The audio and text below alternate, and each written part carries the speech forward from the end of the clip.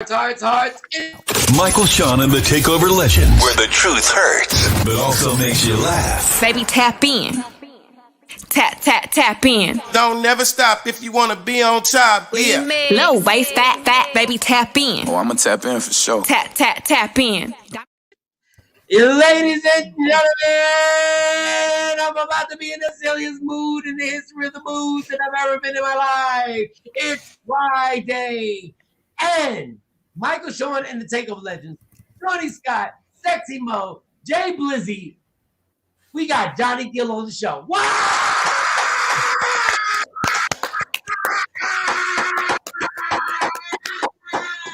Johnny Gill is on the show, and I'm not, listen, people, it's gonna go down today. Whoa, what you got going on over there in the strip club? Hey, Shorty, what you got going on in the strip club right now? All right, nothing. All right, come on, send y'all things to IG so I can get all y'all asses. Johnny Gill will be on the show today. It's his second time, 2 times, and shout to Kathy. What up, Kathy? So we got him, and we can have a good time. We're gonna have an amazing time. It's Friday. We've been through everything that's going on through the Monday through Thursday. How about this? F Monday, F Tuesday, F Wednesday, F Thursday. Once you get to Friday, you understand how much it feels good to get to Friday. Like Friday, we here right now. So let me log everybody in. Let me get everybody in. Let me get Shawnee in. Hey y'all, how about this, Mo? I was at Shawnee's house last night. Oh. Okay, it was a bunch of us at Shawnee's house last night. I didn't know what to say. I didn't know whether to say congratulations or it was a bunch of us at Shawnee's house. Shout to my man Dave. Shout to the business bully was over there doing what he has to do. So yeah. Okay. Yeah. I miss out on all the fun, but I'm coming to the DFW real soon. Whatever. That's what we all said. But I feel that way when y'all are all up there. Yeah, but we don't get to see. I don't get to see them when he's here. Johnny, when we have our next get together, like you have to come, like in real life. Like you gotta, like even if I gotta get you on, like listen, I got pull on Frontier. Oh, okay. Don't laugh. Why y'all laugh? Why y'all do that? Why y'all do that? Why y'all do that? You about to flew Shawnee out. You got to get the food out. Because Frontier, you get the one way, and then the one way back is like $70 one way, and then we can get you. $70. Oh, yeah. Yeah, we just got to get you. You might not come on the same day as the party. You might come on like 2 days. I have to start 2 days early to make it there. She gonna get there for the let out. Okay. You might be cooking dinner with the crib with the family. You might meet Stacy, really meet Stacy or someone. We both gonna make this happen. All right, man. Let me get you. Mike got the same clothes on. I sure the fuck do. I took them off. So we did. So I took my hoodie off when I came here, and then it's like 30 degrees out here, and I smoked this Black and Mild. Took my hoodie off, and I put it right there on the couch. I can't move everything right now.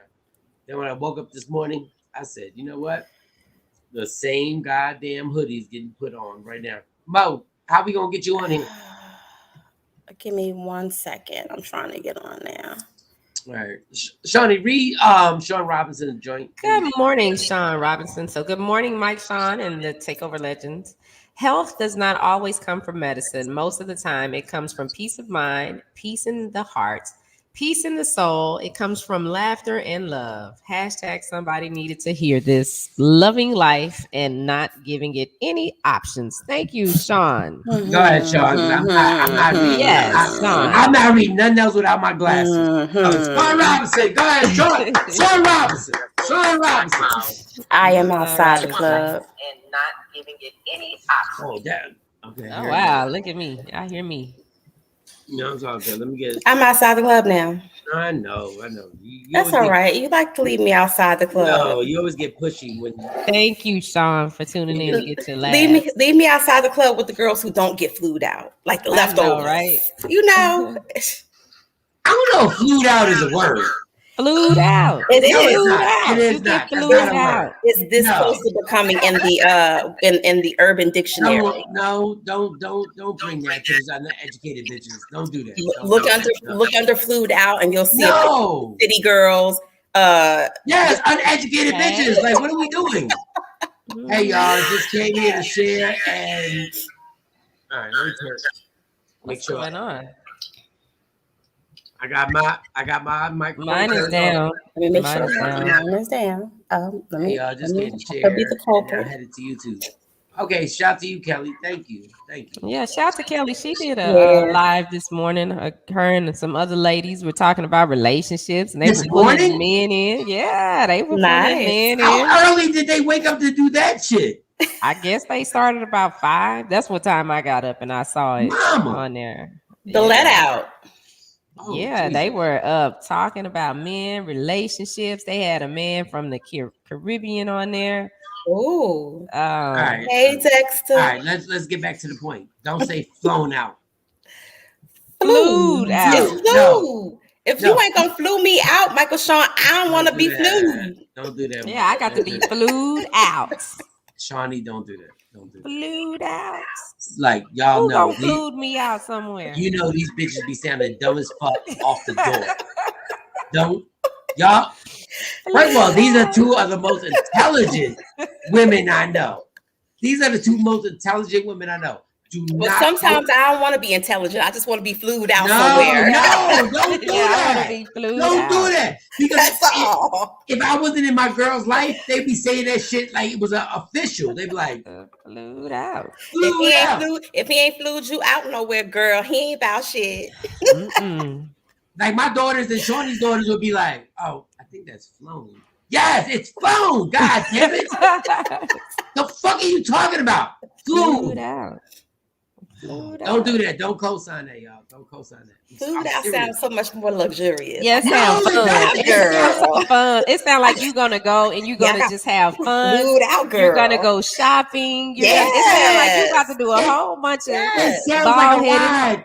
It sounds like a ride at Wet and Wild. It sounds like a whole bunch of bald-headed hoe shit. That's what I like, a whole bunch of bald-headed hoe shit. And they go shopping, they get no, don't say that, y'all. Don't do that. I'm about to take a black and mild break early. Y'all can't do that. We respect. Y'all got responsibilities. Y'all now when you get flued out, you don't. No, you don't. That's right. You don't get it right when you get flued out. It's on and popping. You can be silly. You can be irresponsible. He flew me out. He flew me out. He flew me out. He flew me out. He flew me out. I'm see, but then when we start playing y'all like that, I don't want y'all getting mad. Good morning. Well, there's always exceptions to the rule, Michael. No, there are none. Please, y'all, please don't co-sign this. Please, I'm begging. Don't co-sign stupidity, please. Okay. Let's get flown out. No, nobody's getting flown out. Flown out makes me feel like I'm going to a business meeting. I ain't gonna have no fun. No, it doesn't. It looks like you're about to say we got to do the 2 for 32 meal somewhere. Know, right? I we felt like do the 2 for 20. Yeah. We gotta go to Applebee's.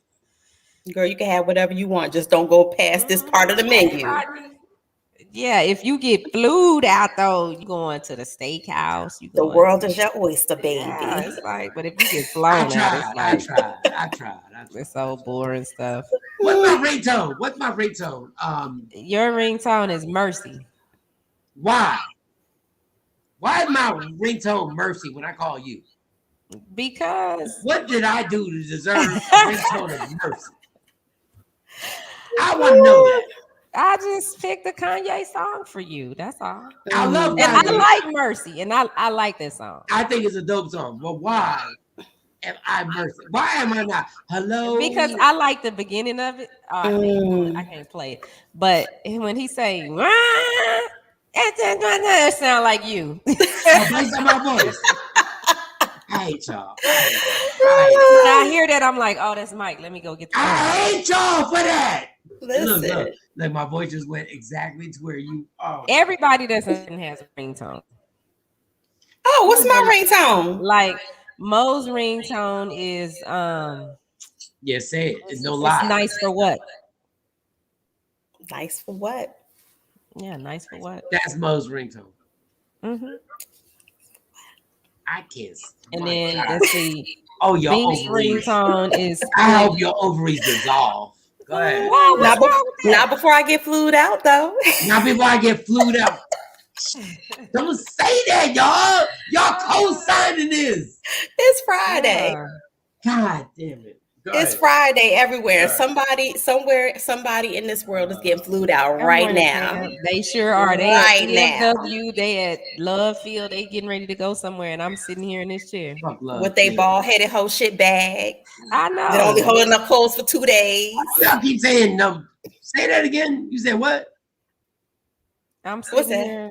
Mo, you said bald-headed bitches? Oh no, with the bald-headed hoe shit. With the bag that only holds. Why y'all killing bald-headed hoes right now? We not. No, that's like you say you gonna go out tonight. I'm going out and I'm gonna do bald-headed hoe shit. Yes. What does that mean? Oh, that's just like the ratchetest the most funnest. And I did say Ladies most and funnest. gentlemen, go get Shawnee, and go get Mo. They got bald head. You only pinging one person. Everybody ain't gonna know where you at. Only one person. If you a bald-headed chick, they done came at you on that bald-headed okay. No, all right. bald-headed hoe shit. You know, that's you said bald-headed and hoe shit at the same term. Yes. Yeah. Yes. How about long-haired hoe shit? No, it don't sound as good. No, it's bald-headed hoe shit. Ooh, ladies, if you got a low cut, come get them. If you got a low cut, come get them. Come get them now. Listen, my cousin got a low cut, and she's with the shits. Whatever. And she approves. She approves that message. No, we're gonna be with the shits today. Sexy Mo and Shawnee, bald-headed. Oh, thank you for the first cut. Yes, I'm bald-headed hoe shit. Bald-headed hoe shit. That bag only carry 2 change of clothes. Go get them, y'all. Go get them. If you bring any. Oh, Herpes Goddess would have went at y'all heavy right now. Why? No. She knows. No, she knows. Yes, she do. Yes, she do. Yes, she do. No, y'all not gonna sit up there with your long hair. Yes, and she y'all do. No, she don't. Oh, she has long hair too, though. They like call. No, she. Every time we talk to her, she got a hat on. Stop playing. Sometimes. She got no hair. Sometimes. Sometimes she put on her hair. Depends on how she feel for the day. Somebody at Herpes Goddess so she can hear what they said. Somebody hit her up. She know exactly what bald-headed hoe shit is. She know what that means. Somebody hit Herpes Goddess. Knows what that means. And that was Shawnee and Mo is talking about. She ain't even fitting to bite your way. She know exactly what that means. I bet she is. Laugh out loud at J Pearls 718.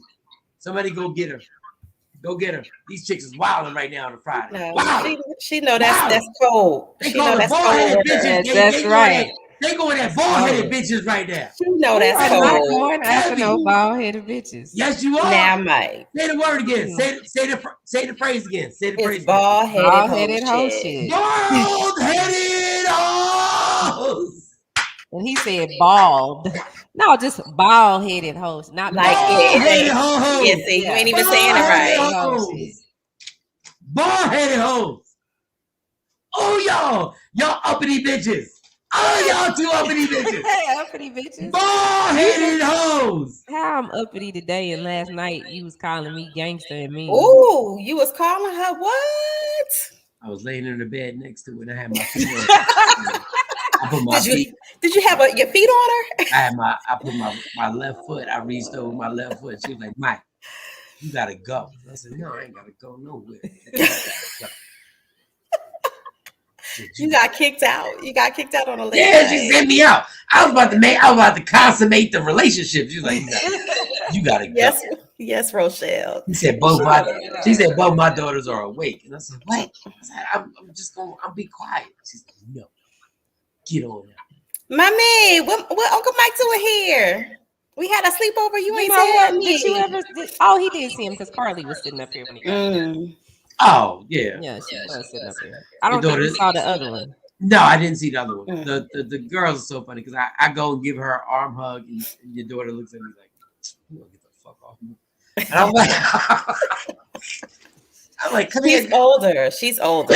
No, she's getting older. No, I know. Yeah, she loves. She's such a sweetheart. But I gotta give her. Kids are. But I gotta give the respectful hug, and this goes out to all you goddamn uncles out there.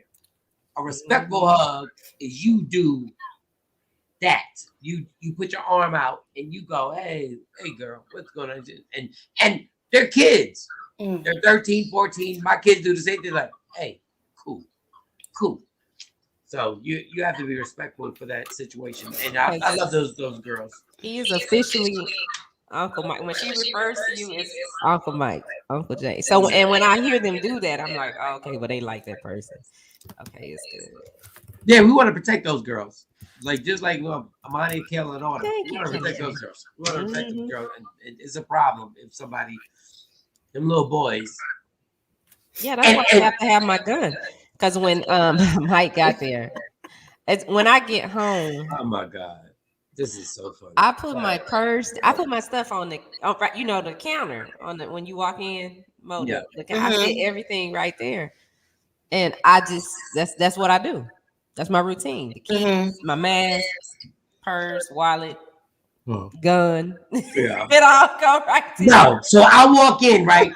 So we're doing this docu-series for Business Bully, right? So I walk in, I'm like, okay, I'm good. So there's like Pizza Hut. I'm a little hungry. I'm like, maybe get some Pizza Hut. So there's Pizza Hut boxes and there's a gun. But don't nobody want to say nothing about it. I'll be damned. So I say, Shawnee, is this Pizza Hut like public or is it for the girls?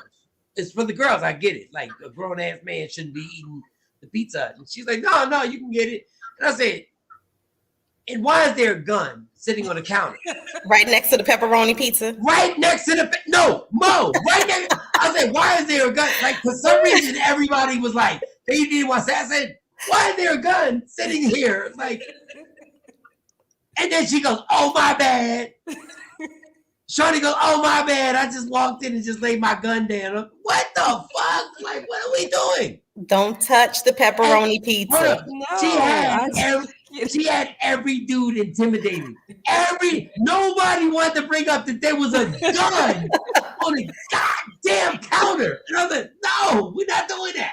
Nobody wanted to ask to use the bathroom.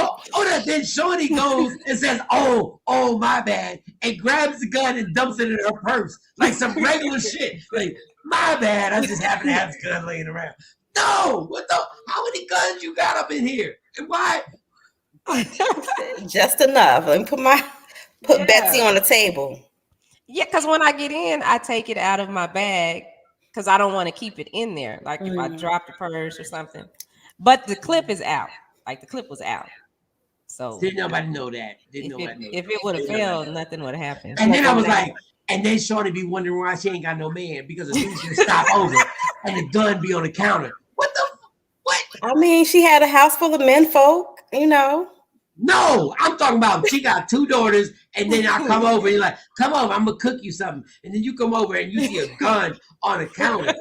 How are you supposed to tell her if the food was good or not? You're not. You don't. Boo, how does that taste? Don't say anything. This grilled cheese is the most amazing grilled cheese I've ever had in my entire fucking life. So what if I'm lactose intolerant? It was great. No, I'm about to throw up. I'm about to shit. I'm about to throw up.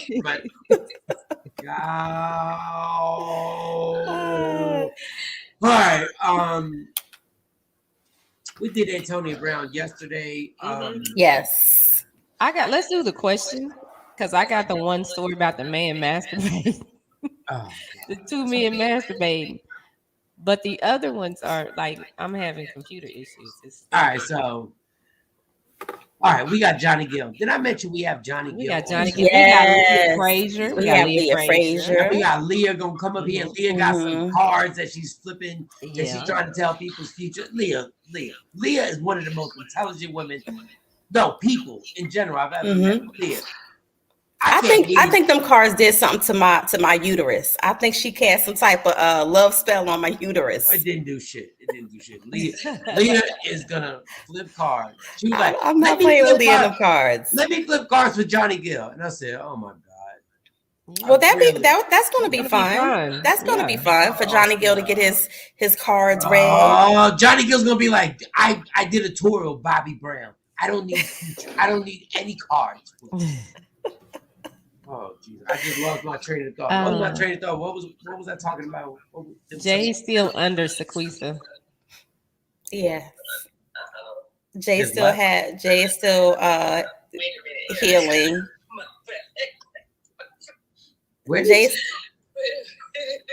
We lost you. Where the hell did you go? I told you I'm having some computer issues. All right, there was something I wanted to talk about. Dr. Smith. Is Dr. Smith coming today? It's Friday. I have no idea. I gotta send him the link. Wait a minute. Let me send him the link right quick. So he can annoy my life. You love Dr. Smith. I love Dr. Smith. I love him like for real. And I ain't gonna say no pause. I love Dr. Smith. But there was something I was saying. All right, whatever. Well, why are you thinking of the that? Cards. Yeah, Leah and the cards. Leah and her tarot, her love cards. It was something I was saying before that. We got Johnny Gill. Hey Mo, what is going on in your spot right now? Nothing. That's not me. There's not a creature staring. Not even a mouse.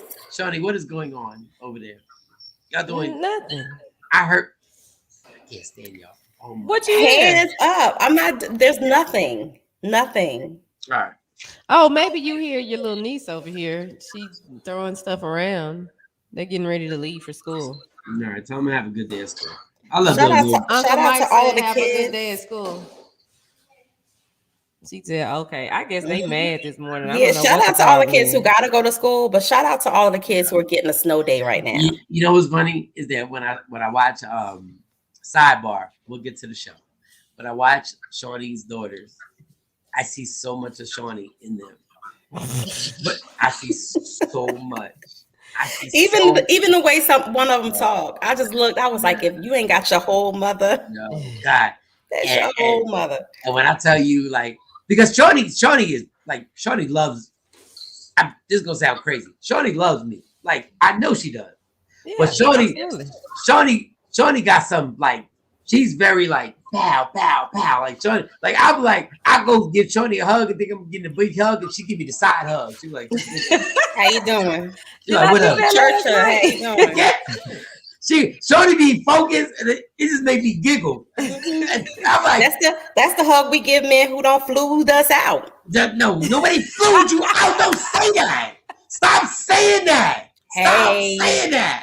Thank you. No, because I would never. And it's from the side, so you don't get no breast brush to the side. If I flew you out, when you get off the airplane, you should be bent over. No, you can say I done flew this girl out. You can say that. You can still say flued. When I tell you it's going directly in your butt, if I flew you out, I'm not even looking at the vagina. I'm going directly in your butt. Guess I'll go back to the flown section. Flown is I wanted you to come out here. Flown is like, come on. But when I watch Shawnee and her girls, it's so funny because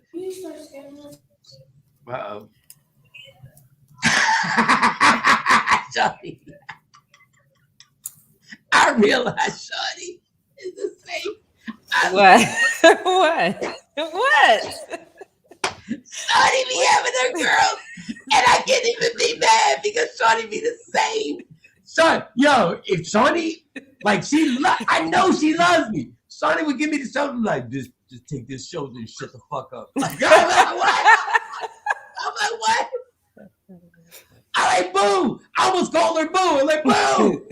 I'm here. No, take this upper shoulder right here. Take this shoulder. I got questions to ask. What? Oh my God. Oh, that makes me laugh. Okay. All right. What was the question, Shawnee? Do you remember the question? Oh, and pay attention, Mo, with your little. I am. I'm working two All right, computers so at the same time. So the question is, and I saw it yesterday while I was at Shawnee's house and we were doing Dave's thing. Excuse me. I'm so like congested right now. The question was, can you just have sex with a friend and just keep it on a friend level and nobody oversteps the bounds? Now, I know Mo is about to get married, so it's hard for her to be super honest. Because I'm going to be super honest. What? Mo can be honest. I'm going to be very honest. I know tough talker. Yeah. I know tough talker. I know. But can you have sex with a friend and say we're just gonna see each other Thursday, and that's it, and keep it on that level, and it never changes anything in the relationship? From my experience. Or you want general? No, you fall back for a second because I know you already ready to jump off. I want to ask the person who is not down for the get there. I want to ask the person who ain't built for it. So Shawnee, just one, even though your daughters are arguing over water. I know. No, right? Can you have sex with a friend? Hey. Hold on. Can you have? Okay. Okay, Mo. That's that. Y'all better shut the F up. All right, so Mo. So can you have sex with a friend and keep it like that, and it never goes into anything else? I would say, if it's good, no, because a lot of women equate, not all, but a lot of women equate sex with emotional attachment. It's very difficult for them to detach themselves from people who they care about when they have sex. So I would say, if it's good, no. If it's good, no. They're going to catch some level of feelings. So but if it's bad, yes. And vice versa. A man too. A man can catch feelings too. No, but I'm saying let's just say we friends. That's a bad example. We're friends, which means I care about you already. Go ahead. Yeah, but then we have sex, and then if it's bad, you can keep going. But if it's good, you can't. I think it makes it that much harder, that much more difficult to part ways or just keep it platonic, because you already care about this person. This person was already a friend. So I think that, again, bringing in some type of sexual interaction or sex play into it, a lot of times you're going to catch additional feelings. Wow, I'm shocked. No, I'm and that's coming from somebody with a nigga heart. So, I mean. Wow, that is. Yes. I wouldn't have thought somebody's gonna catch feelings, whether it be y'all are out somewhere and you see her or him in somebody's face. That's the moment where you realize, oh wait, I'm really feeling this person. No, but you catch some type of territorial feelings from it. No, and I get that, but I mean, if you just have sex and we both know at the time that there's no way we can like be involved, but you're saying if the sex is good, that's even worse. Like, yeah.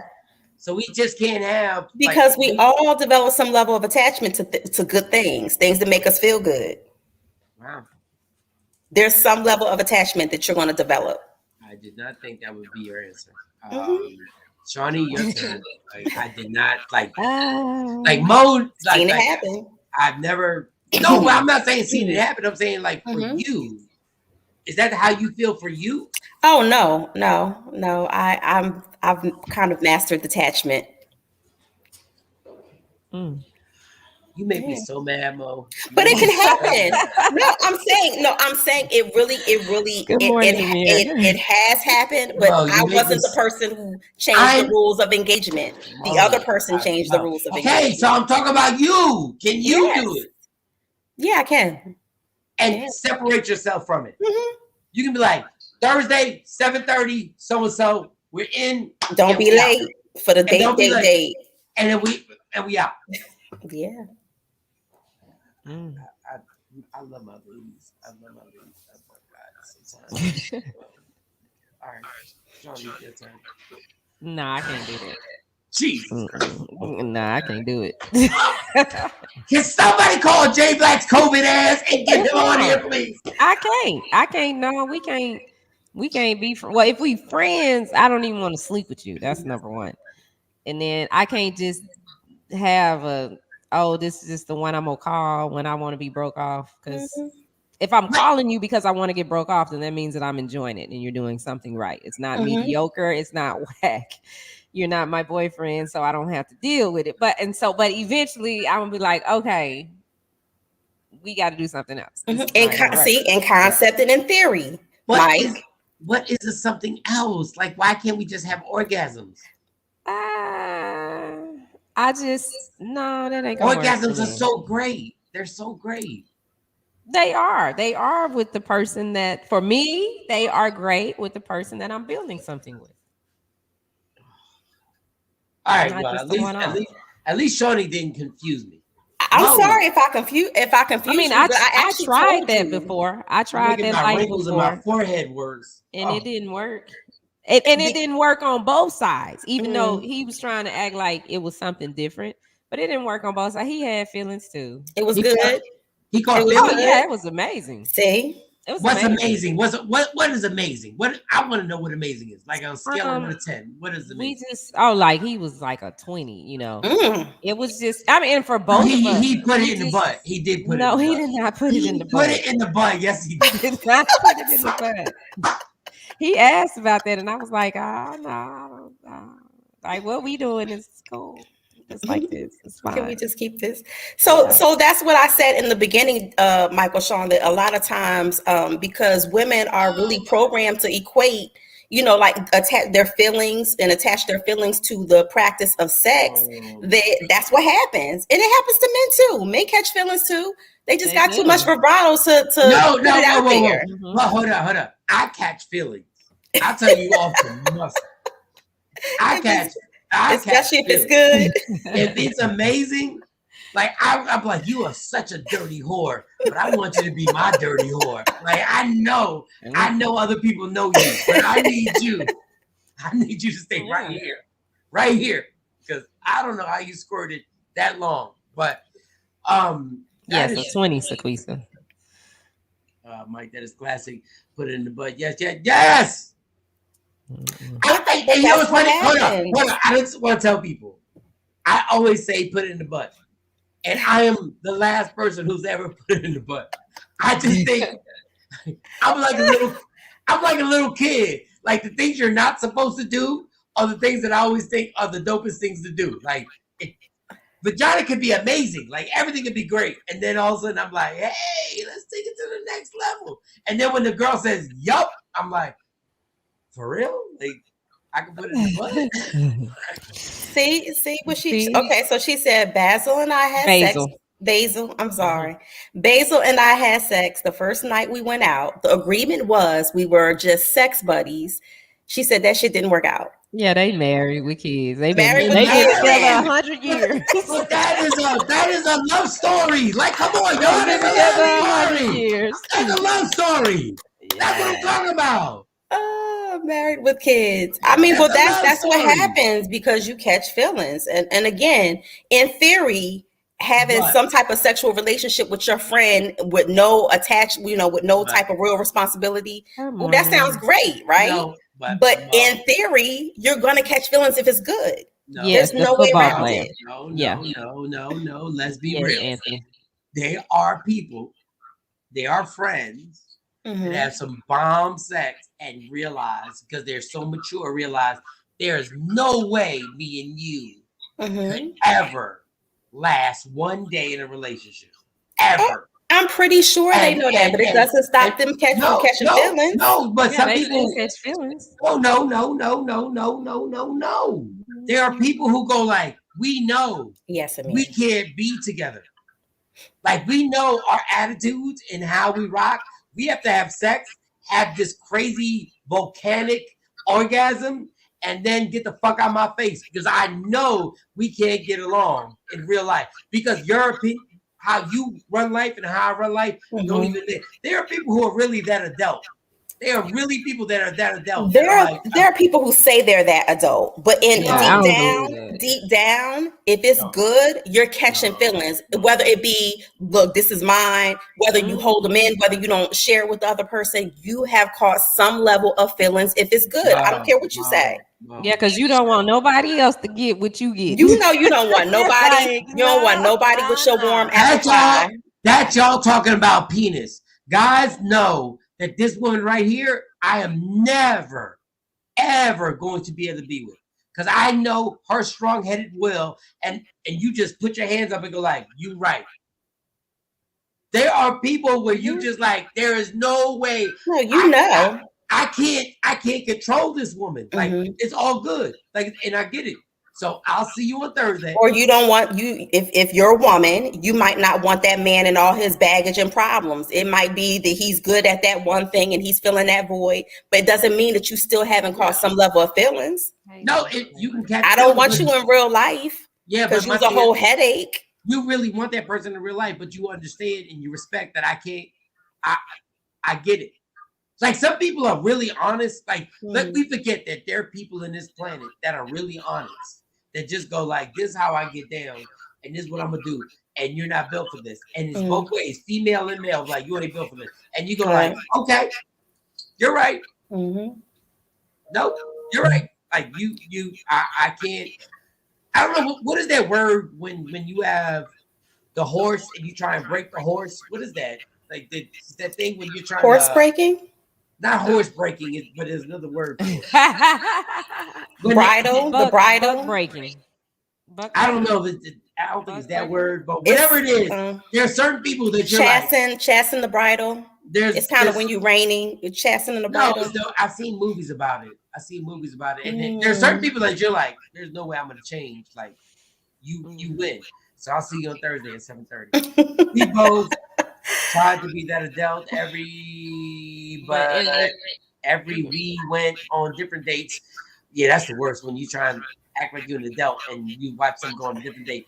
It was an issue on both ends. I got cussed out many times back in the day. Yes. But y'all made it happen. A marriage and kids later, but before that was the game. They had already set the rules of engagement, and somewhere along the line, both of them caught feelings.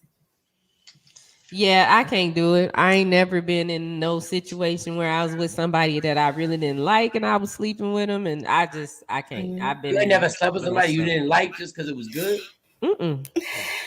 Nope. Fuck out of here. I can't get that type of energy away. No, that's why she like threw away her 20. That's why she threw away the 20. The 20 ain't here no more. Girl, you know how good you got to be to get a 20 rating? But I liked him. I mean, he was cool. I almost love having sex with people I didn't like. That was amazing. Like I can't imagine that. We literally are just attracted to each other, and once we got the first word out each other's mouths, we like, oh, that's right. That's why I don't like you. Yep. I can't imagine that. Oh God. Because if I don't like you, I don't even want you around. I'm about to be DMX and drop names on the song. There was Linda, Taser, what? I ain't gonna be able to do it. I got tons of. I hated this. And so if you hated her, why would you give that of you? That's just, I don't know. To me, that's just that's so much to give. But there, you gotta understand, I'm a flaming heterosexual. And when I look at women like, I'm like, wow.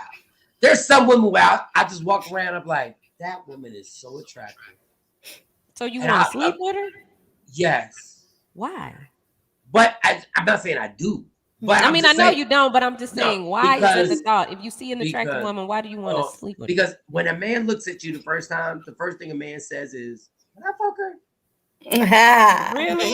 Is that men? Is that really what y'all say the first time? The face goes through this database in his mind. It's every man. It's like a scam. I don't care if they've been married for 60 years. I don't care if they're 80 years old. They're like, what her?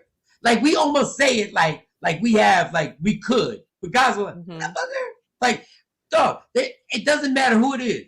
Like the first time I saw you, Shawnee, I said it. I was like, what her? I was like, Would you? The first time I met Mo. The first time I met Talking Mo. about it, would you? What was the answer? Since we talking about Yes, it. yeah, the I first just gotta time. check. No, the So first I'm time. fuckable. Okay. No, but once again, I'm not saying, but guys say that it's almost as like they like we all say that. Like It's a compliment. I've never seen a woman ever and not be like, what the fuck? So which women have you seen that you wouldn't? Older ladies. Older ladies. What else that I But would. on a drunken stupor night, maybe with a There was consequence to the hold on. There was a human resource lady that I was like, there was a human resource I lady. knew there had to be one. I knew there had to be at least one. Human resource. There was this really nice lady that was a receptionist at a station that I worked at, and I was like, nah, I wouldn't. Like, but the first thing in your mind, I don't even know why guys are trained like this, and only that I know of heterosexual guys. I've never been gay, so I don't know what gay guys do. But heterosexual guys be like, yo, whatever. Like, it don't matter. It could be, she could take your order. You could order grilled cheese and mozzarella sticks, and it'd be lady, and it'd be like, whatever. Where is Jay Black? I just need Jay Black. So you wouldn't get Eartha Kitt? Back in her day, Eartha Kitt was. Well, not Eartha Kitt, but I'm just saying an older lady that was on her game. She, was all put together. If I wasn't in a relationship, yeah, probably. I'm like, well, yeah, I mean, of course, that's what I'm about. Yeah, I'm like, probably. Yeah. Let me see what this old vagina is doing. Is hitting for. A man wants to hate the woman. Damn, I didn't say that. Wow, Anthony. Easier not. Easier not catch feelings, but when the victory circle is good, then that's what we want. And yes, we think about each and every woman. Everybody thinks it. That's why I don't. When I introduce my lady to somebody, I make it quit because I already know what the motherfucker thinks. I make it quick. The scan is incomplete. Let's go. Break that up, motherfucker. Because I know what you just thought. Oh man, that's very interesting. That's very interesting. So should I just come out and be like, "Hi, I know you're thinking. I know what you're thinking right now." No, don't do that. Don't mess it up. Because I would do that. I'd be like, "Don't mess it up. I know what you're thinking right now. I know what you're thinking. It ain't happening." And then as you build, but then the thing is, as you build a relationship with somebody, then you like that thought for normal guys goes away, and you're like you stop doing that. But then that's why friends be knocking off best friends' girls, and girls be knocking off their best girl's husband. You gotta let that shit go. Like, what are we doing? Yeah, Kathy said, "Mike, watch your mouth" with the older lady comment. Some of us still got it going on. I will knock your spinal cord to the left. You hear me, Kathy? I'm that. Listen, Kathy bring her boots and her hat. She give you a run for your money. Hold up. Don't ride it like a cowgirl. Amir Silly.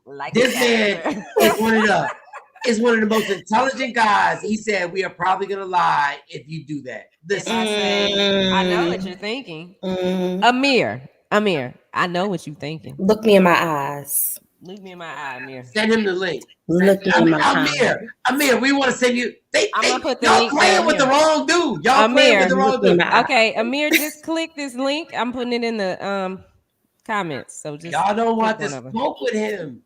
This man, I'm telling you, Amir is one of the nicest. I like Amir. I don't know Amir. I mean, we're just Instagram friends. But what's up, Amir? Let's see what you got. Here we go. Here we go. Hey. Let's see what Amir got. All right, what time is Johnny Gill coming on? 8:00 Central. So what's we got time? 9:00 over there. No, Amir. I mean 7:00. Wait a minute.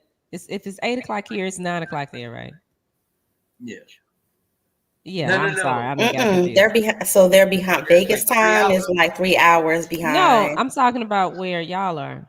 Oh, Mo, you on the East Coast. Yeah, that's something like they're 3 hours behind. Yeah. So if it's 8:00 here in Texas, then where you are, it's 9:00, right? Yeah. No, it's 8:00 where I'm at here in Georgia. Oh, that's right. Girl, I keep thinking that you back in Jersey. All right, so we got the one story until we get Amir to come on here because I'm tired. Amir don't want this smoke. Amir ain't ready. He gonna stay right over there. He don't want this smoke.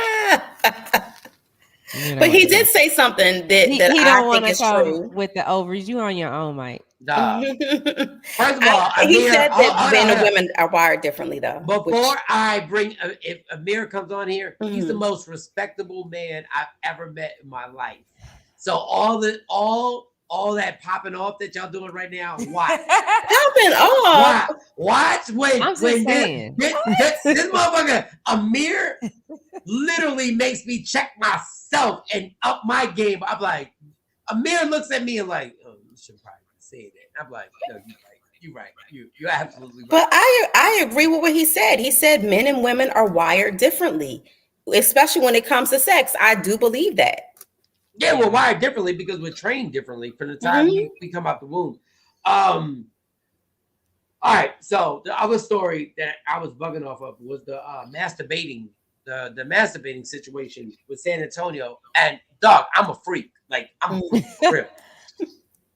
I'm not masturbating and dropping packages off and just masturbating in front of the camera. Everybody has the door camera now. Like, I just don't understand what he was thinking. Send me your email address, Amir. I'm gonna email it to here, and then I'll email it to you. Maybe it's not working through here.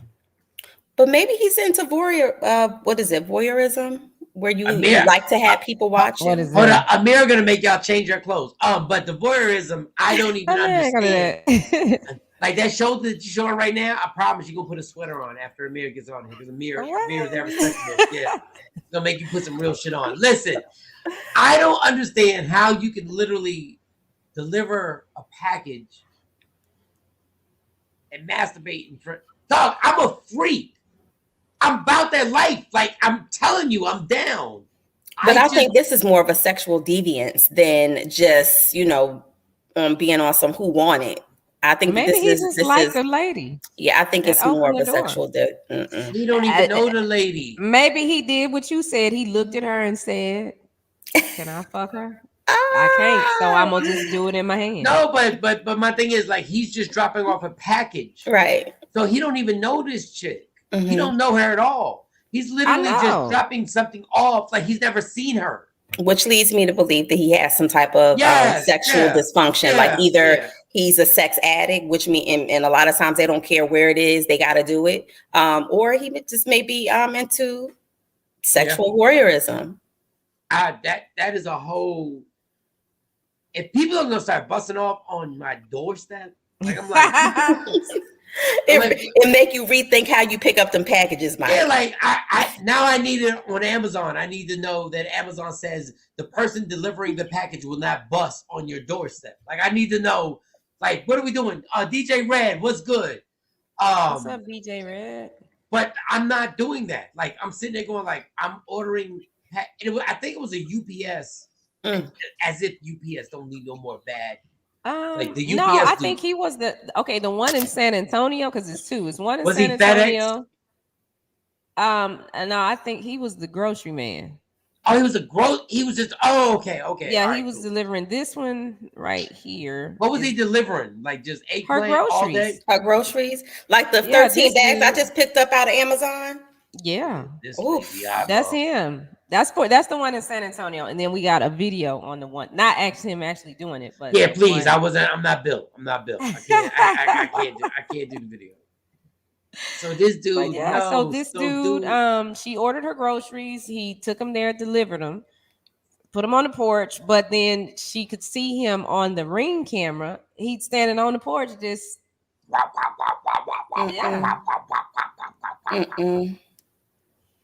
That don't even sound the way I do it. I mean, but look at him. I mean, dog, he's just Is he high? He looked like he high. He looked like he high. He looked like he got high on something, and then all of a sudden it popped off, and he just lost his mind. He dropped more than a package. Shut up, Shawn. Like, shut up. Just stop. Stop. Yeah, he did drop off more than a package. And then this dude, this is a He's another this masturbator. dude, yeah, this one is in Nashville. Another masturbator. What? Yeah, this man right here. Does state that Jared Crow was pleasuring himself on the porch of that home. This was around 1 a.m. the morning of November 28th on Long Hunter Court, but the arrest just made here as that suspect was identified. Metro Police say a Ring camera alerted the resident to movement on his porch, so he opened the app and saw the 33-year-old in the act. Now, police have arrested Crow and charged him with public indecency. Police also say he does have similar charges in his criminal history. Well, okay, Mo, get on IG Live. No, And he's a serial masturbator. Hold on, This get is on not IG. the first time. Hold on. Shayna up in here. I see you. Here's Amir. Oh my You God. gonna welcome Amir? Welcome Amir. This is Yeah. one of the coolest Yes, dudes yes. I've ever met in my life. One of the most knowledgeable people about basketball and sports in general. Amir Sealy, ladies and gentlemen, Amir is in the building. Amir. Good morning. How are you guys? Good morning. Good morning. Thank you, first of all, for having me on your platform. As y'all see, I tune in every day. I met Mike through talent, and we hit it off, and I've been rocking with him ever since. So I just, and I love talking. So How tall are you? I'm 6'2". Really? That's the bullshit we gonna start with. I mean, That's the he just bullshit I we saw gonna his start with. hands. Yeah, and I saw his hands in the I got frame. you I'm like, looking why at do you have hands, so got big Let me hands? see your hands. Put You your get hands up, married, Amir. He God got like damn a palm of basketball. Oh, yeah, he Yeah. does. So Some as nice hands, yeah. first of all, we're not gonna get into Amir Sealy has a long history in the NBA, a illustrious history in the NBA, and his Did family. you play in the NBA? No, my Oh, okay. younger brother was the late Malik Sealy. I'm not Yes. sure how much y'all know about basketball, but Okay. played for St. John's, was originally drafted by the Indiana Pacers, and played for quite a few teams in the NBA before he And was the- killed in 2000.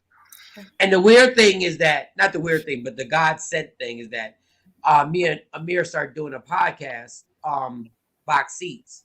And it's so crazy. As I was growing up, Malik and the St. John's Redmen were so much a part of my life. The St. John's Redmen, as a college team, there was Georgetown that had Patrick Ewing. And then there was Malik Sealy over there. And before him, it was... He didn't play with Chris Mullins, right? No, He was the year. He was after. He came just after Chris Mullin. He came after Chris Mullin, Walter Berry, Mark Jackson, and that. And then he played with. Did he play with Ron? He played with Rob Wardan, Billy Singleton. I forget some of the other gentlemen Right. on the team at the time. But the thing was, he was a St. John's Redman, and in New York, we never had a college team. We never had a basketball college team that we were always lost. We had the Knicks, we had the football teams, the baseball teams, the hockey teams, and to actually do an actual podcast with this gentleman was amazing. Like he has no idea how much I watched Malik Sealy and was like, dog, like it's fucking Malik Sealy. But back to y'all chicks right now. Let's get back to it. Go ahead, girls. Are you dating? Am I dating? No, I'm actually in a relationship. Okay, because somebody just said you look like a tall glass of chocolate milk. Look at this bullshit. Y'all can harass men all day long. Y'all can harass men all Don't shoot day the long. messenger. Don't just shoot a the compliment. messenger. It's a compliment. It's not. That's not what y'all say when we say it.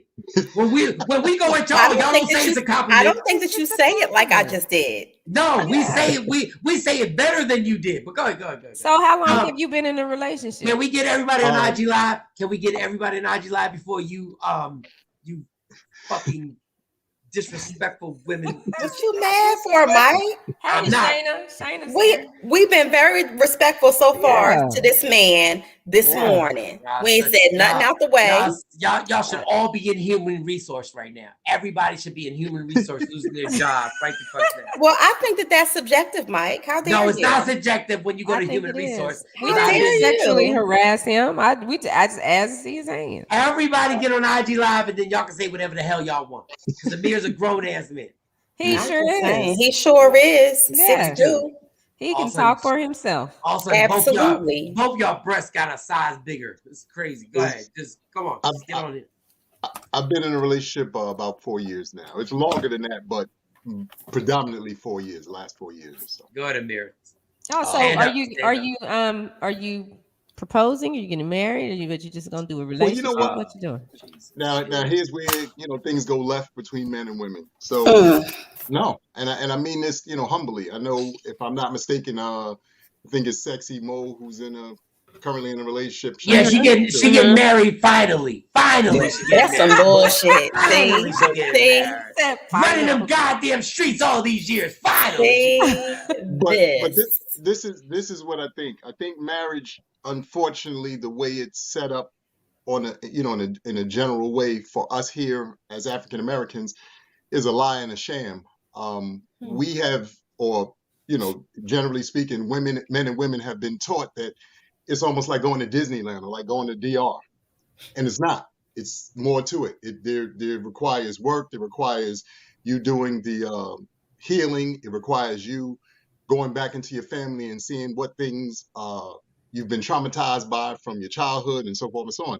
And we don't do that. We say to ourselves, because they give y'all beautiful books when you in preschool, like Cinderella and so forth and so on, and it tells you some guy's gonna ride up on a white horse and he's gonna change your life and he's gonna make all. And that's not necessarily true for a couple of reasons. First and foremost, it's not true because the lie is that there's a destination. That's a constant journey. It's not a hey destination. Amir, Amir, are you on your phone or your laptop? I'm on my phone.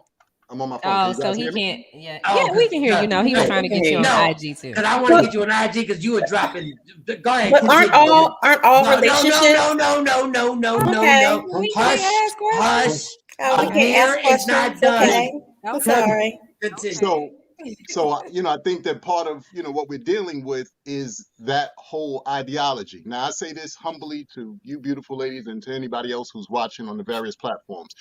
I want y'all to think about every movie you've ever seen, especially all the ones that are love movies that we are so enamored with. Mm-hmm. Love and Basketball, Brown Sugar. Mm-hmm. What's the one with Lorenz Tate and Nia Long? Oh, Love Love Jones. Jones. Love Jones. Yes.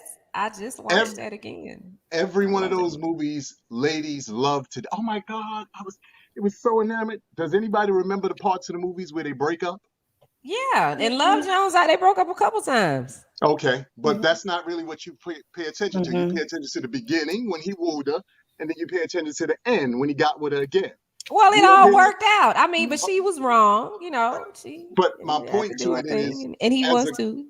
as a train of thought, though, we miss that part, those parts of the movie. We just pay attention again to the beginning and to the end. So we missed the part where she tried to find herself.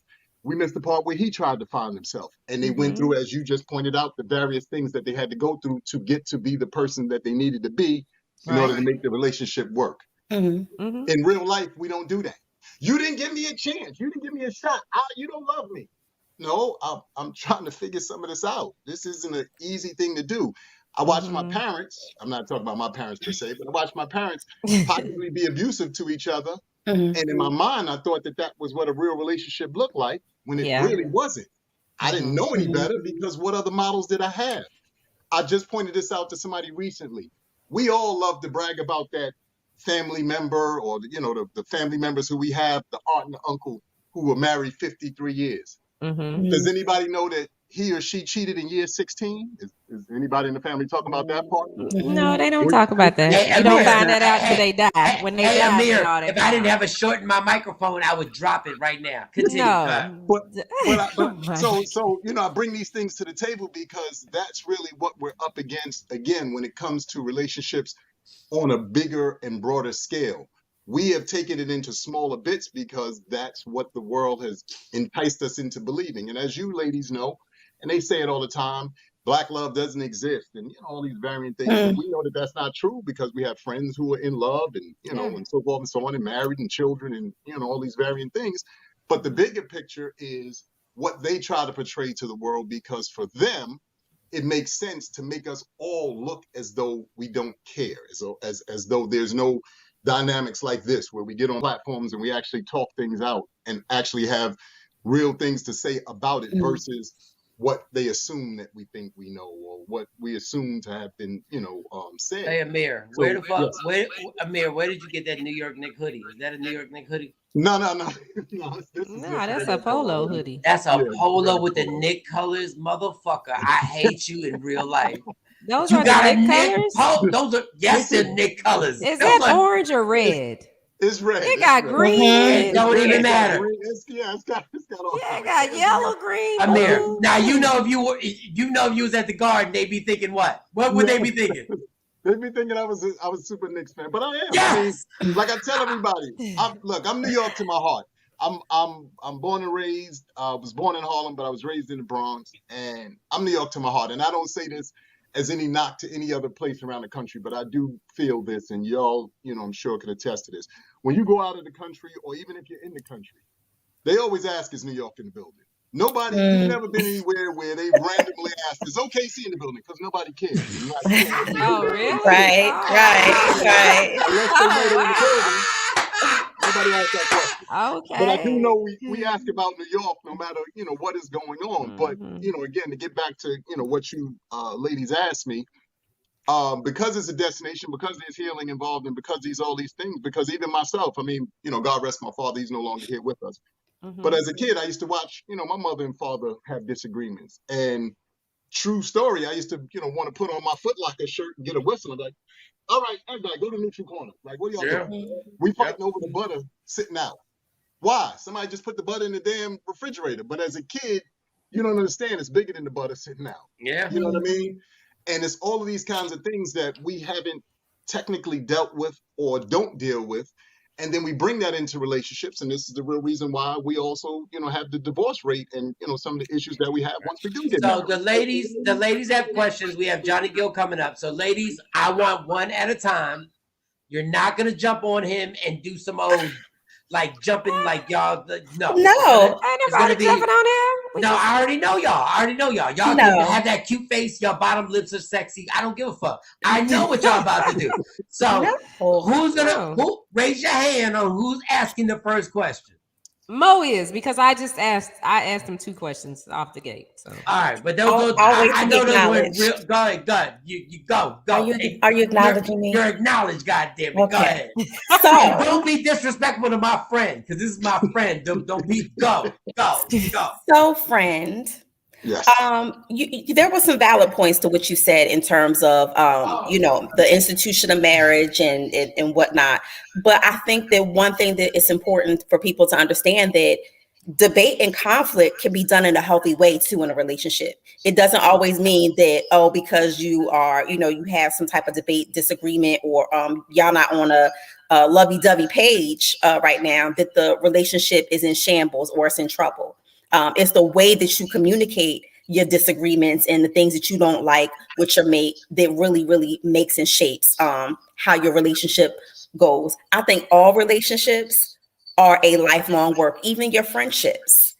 So I think that when we look at marriage and say it's an institution of like look at it as a negative institution or a negative thing to do, I think that can we stop right here? Yay. Sure. No. And I'm gonna let you continue. I went to go get a drink. Mm-hmm. I went to the kitchen. Mm-hmm. I set some no calorie soda. Mm-hmm. When I left, you were asking the fucking question. When I came back, you were still asking the fucking question. It was more so dialogue. But can we get to the question, Mo? What is the question? So I'll rephrase it into a question. Do you not think that you can still have a healthy relationship with disagreements and with arguments with your mate and still have a healthy relationship? That I do.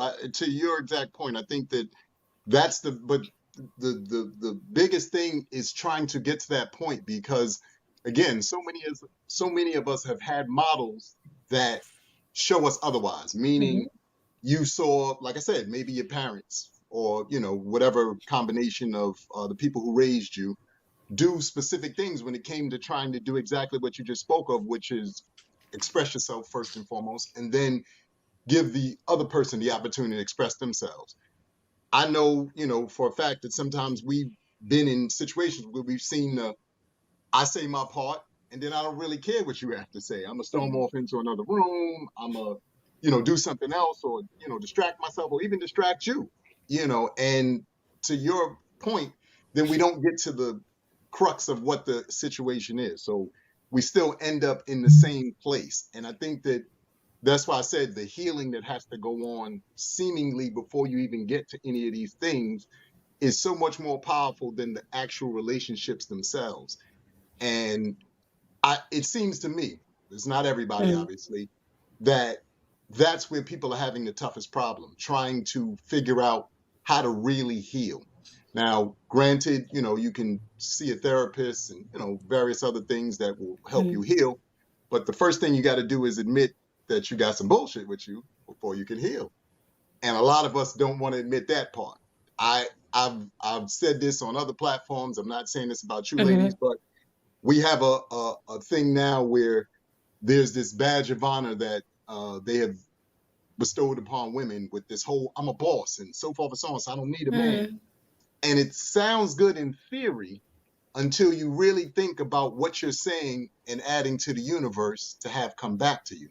So when I bring that up to people, they go, you know what, I never probably looked at it from that perspective. And I go, I know we didn't, because they did such a good job of hiding it and sneaking it into our everyday vocabulary that we don't really think about it. So you go from the possibility of having somebody who wants to build with you and or wants to help you build to wait until I get it, my empire going, and we'll see what happens once my empire is going. I think that what you're saying is amazing. I just want to ask this question, sidebar, randomly. Yeah.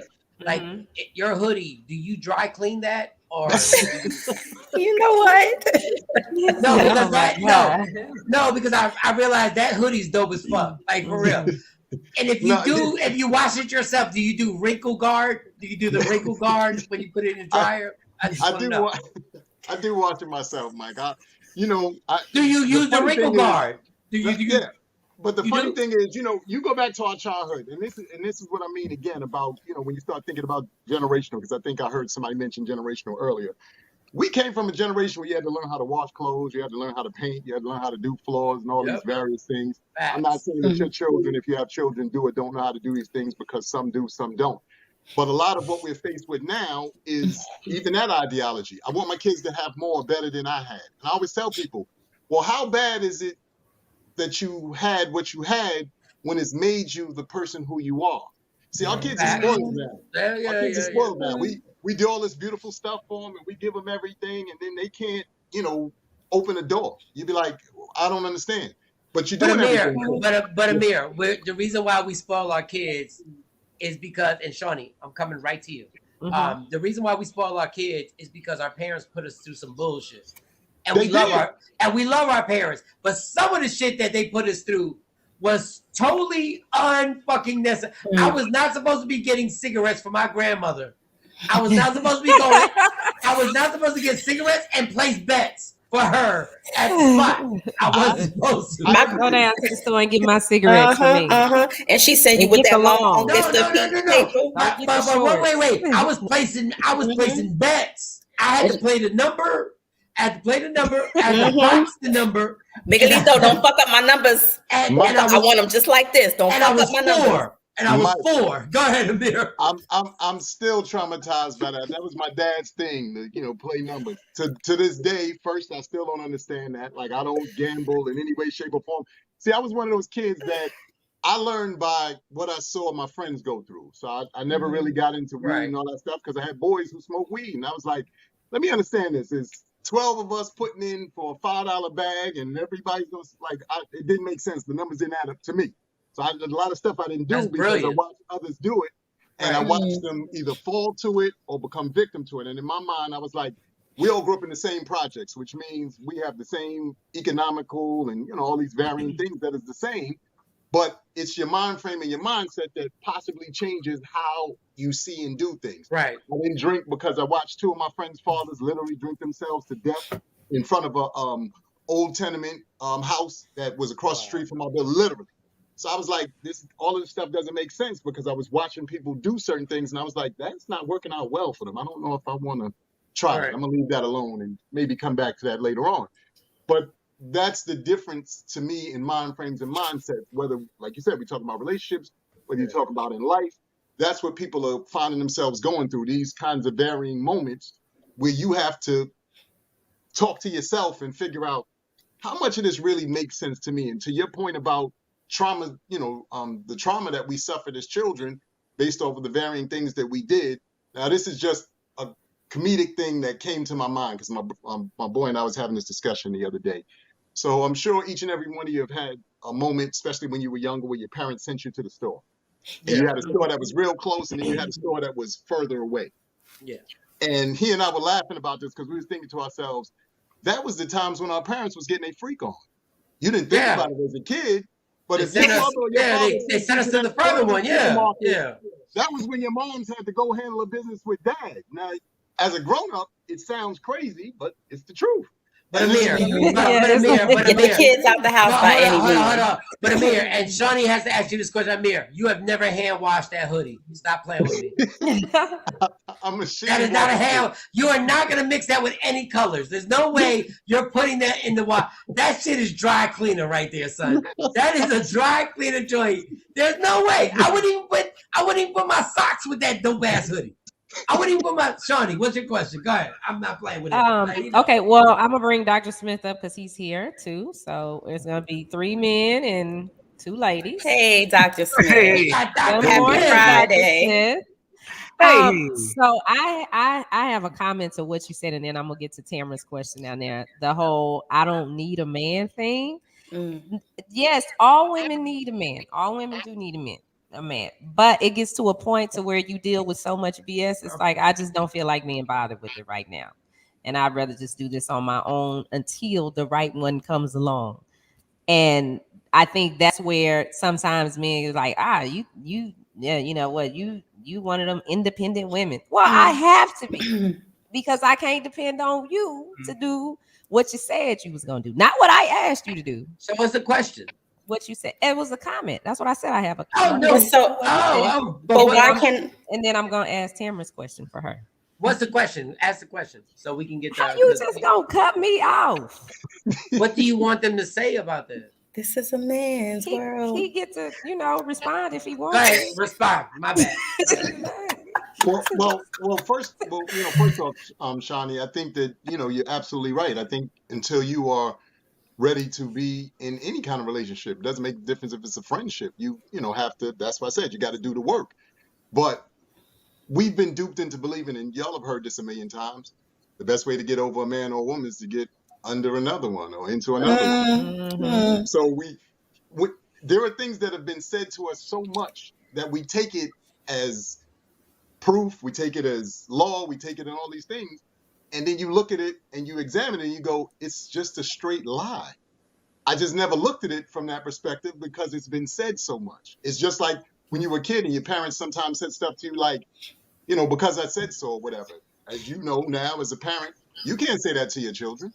But back when we were young, if your parents said that to you, you just went off into the other room and was like, all right, I'm going to take that at face value.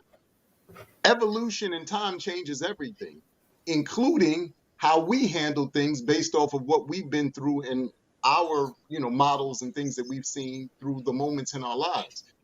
A lot of us don't take the time to process that, though, because we're on the treadmill and we're in this headspace of always trying to do things that we think, like I said, put us in spaces that are so much better and all these varying things, when the reality of it all is, like I said, it's made you who you are. You wouldn't be able to do all the phenomenal things that you do for your children if you hadn't gone through a lot of the things that you went through in your childhood and, your partial and part in your adulthood. But we don't look at it like that. So then we try to delete everything. And I'm like, nah, some of that stuff you got to keep. You got to hold on to. I say this as a running joke, and this is, on another platform that I'm on all the time. Fuck them kids. And I don't mean that like that because I have a beautiful daughter who's 28. I got 2 beautiful children from her, and my other daughter's 16. And sometimes I have to, shut them down because at the end of the day, they're of the mind frame or the mindset that everything is supposed to be a wave of magic wand. As a parent, and I heard you guys say this yesterday. There's no book that comes with being a parent. No. This is on the job training 24/7, 24/7. Because you could have two children who you raise exactly the same. One goes super left and the other go right, and you'd be like, "What in the hell?" But Amir, I said it yesterday. We're gonna teach our kids some stuff that 10 years from now they're gonna be like, "You are absolutely wrong."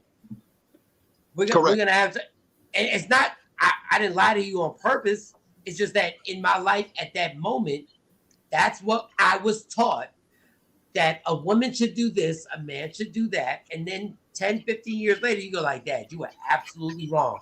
I'm not going to even be mad. I'm like, you're absolutely right.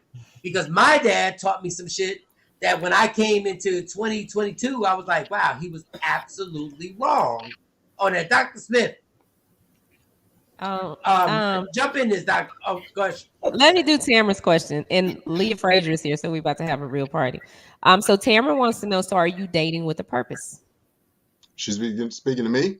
Yeah. I mean, dating, what does that mean? He's not pulling out? What is that? What is that? He's not pulling Good out? morning, Leah. Good morning. Hey, Leah, we love you. He's not, but he's dating with a I can't stand when women say that Dating dumb with shit. a purpose. No, because means- listen to what he first said when he came on, when he went into talking about dating and dating. Amir, go. Amir, go. So, I think, again, words are Johnny Gill coming on. Words are more powerful than, we understand sometimes. And I always love when we say things like dating with a purpose and, all these varying things. Here's what I know. You could be with somebody and it not lead to a marriage and not lead to, all these varying things and have an absolutely phenomenal relationship. So whatever parameters you and that person set for yourselves and for the relationship is what it is. Don't let other people try to dictate what your relationship should be, because it's not their relationship. Your relationship is your relationship. When you come into this world, you're running your race. I'm not running a group race. I'm running my race. And whatever that looks like to me and whatever things that go along with that race is what I'm supposed to be doing. What I find interesting is we, chime in because your race ended or took a detour that way. That was your race. That's why I was supposed to go that way. My race was the way I wanted to go. Now, to the actual question, your relationship didn't work. That's what happened. Go ahead, Amir. But to the actual question, what is the purpose? You're dating somebody and/or with somebody so that you can have love, so that you can have support, so that you can figure out whether or not this situation actually is healthy for the both of you, and that's it. As we know, people date. I've been to some of the most amazing weddings in the world. Doves, they had a horse-drawn carriage. 2 months later, both of them was cheating. So, what's the purpose? Was there a purpose, or was there a show that we were trying to put on so that we can impress everybody else? Now, Amir, people don't want to talk about. I'm not. Yeah, but Amir, I'm not going to get into the show of weddings.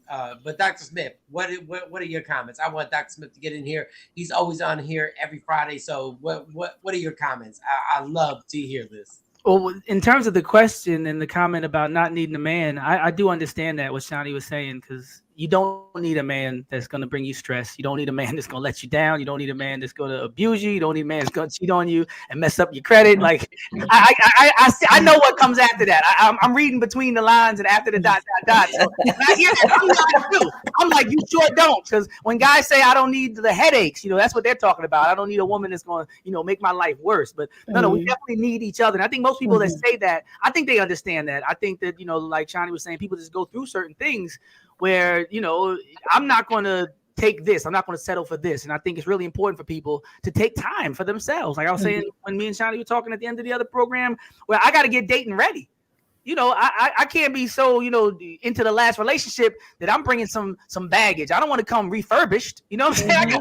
I got to get whole and get right. I can't stumble into the next relationship, like catch me, I'm broken, so I got to really realize that and look in the mirror and see, every part that I played that might have made the relationship fail or falter in certain ways. And, just have that level of humility and accountability so that when I come to the next person, I can even admit that and say, well, somebody says, well, people say, what happened to the last relationship? You've been on your first date You know, you try to put your mask on, you're all perfect. He said, well, you know, people just grow apart. you know, I just came to put my life, you know, we're still friends. It's like, no, Negro, what happened? It's like, well, you know, her sister's real attractive. And, you know, one time at the reunion, I just, you know, I kind of forgot, you know, and I got 2 kids on the way. You know, I did usher. I had usher, you know, when you can get to that point, because that's the relationship you want. Yes. You want a relationship where you can tell everything.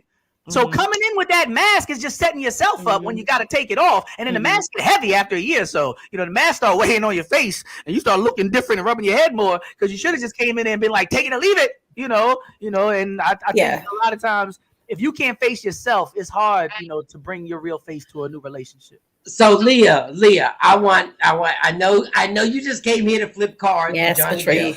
I know you just came here to flip cards with Johnny Gill. I like the diversity.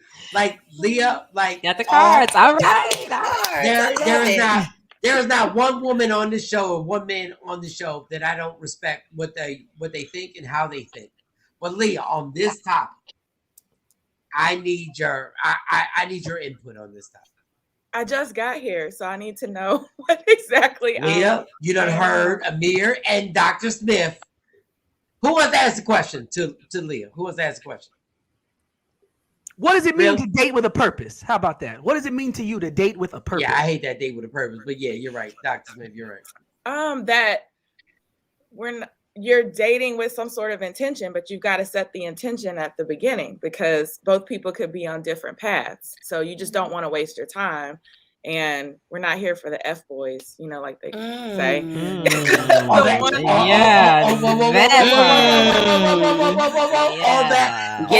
it. All the F girls. Get into it. All the F girls who just want to talk to me because I'm part of the morning show. Yes. You flew them out. Yeah, because you flew them out. I never flew them out. I told you I don't be fluing these bitches out. I don't be fluing.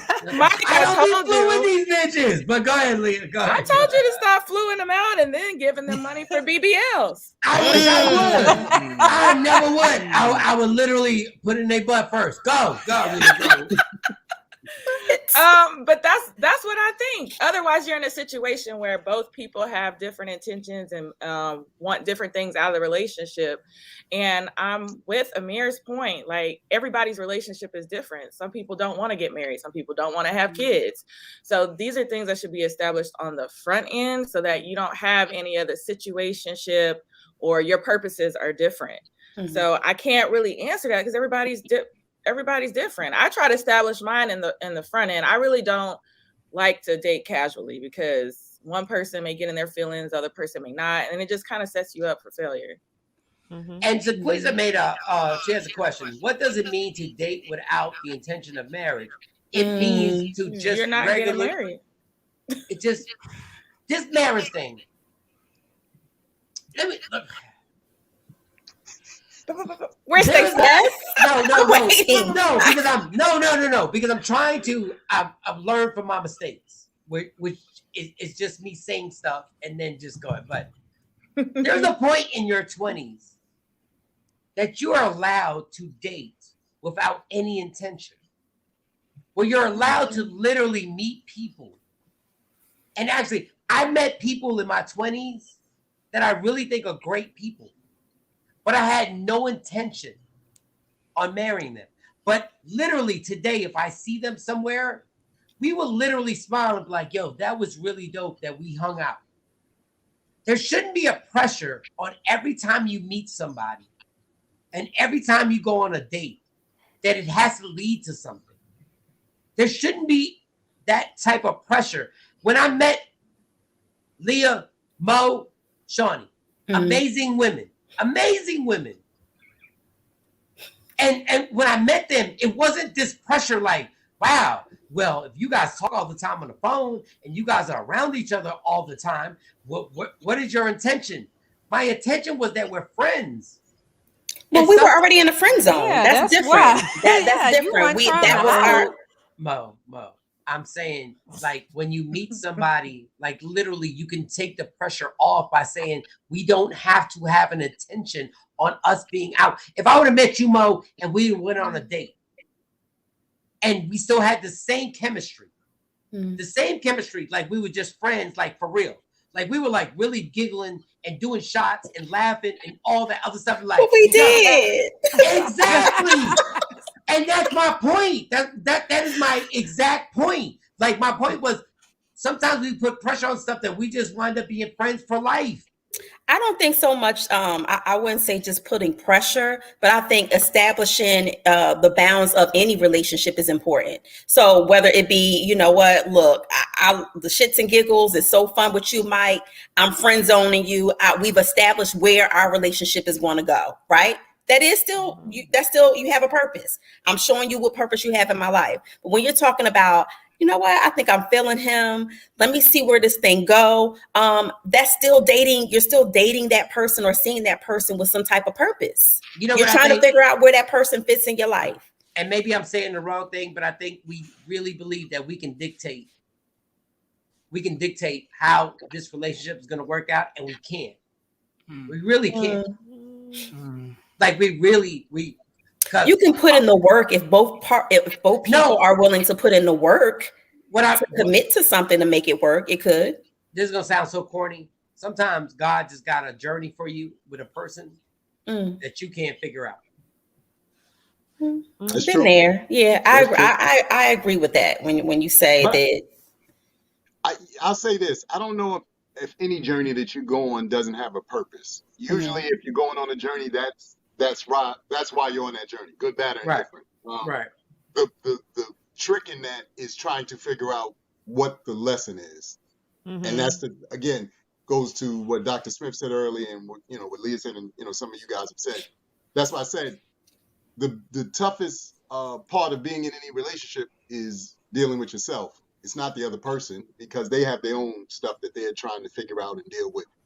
Most of us can't deal with ourselves. Another running joke that I just say to people. One of my favorite songs is, and I don't know who the singer is, but you can't hide from yourself, because everywhere you go, there you are.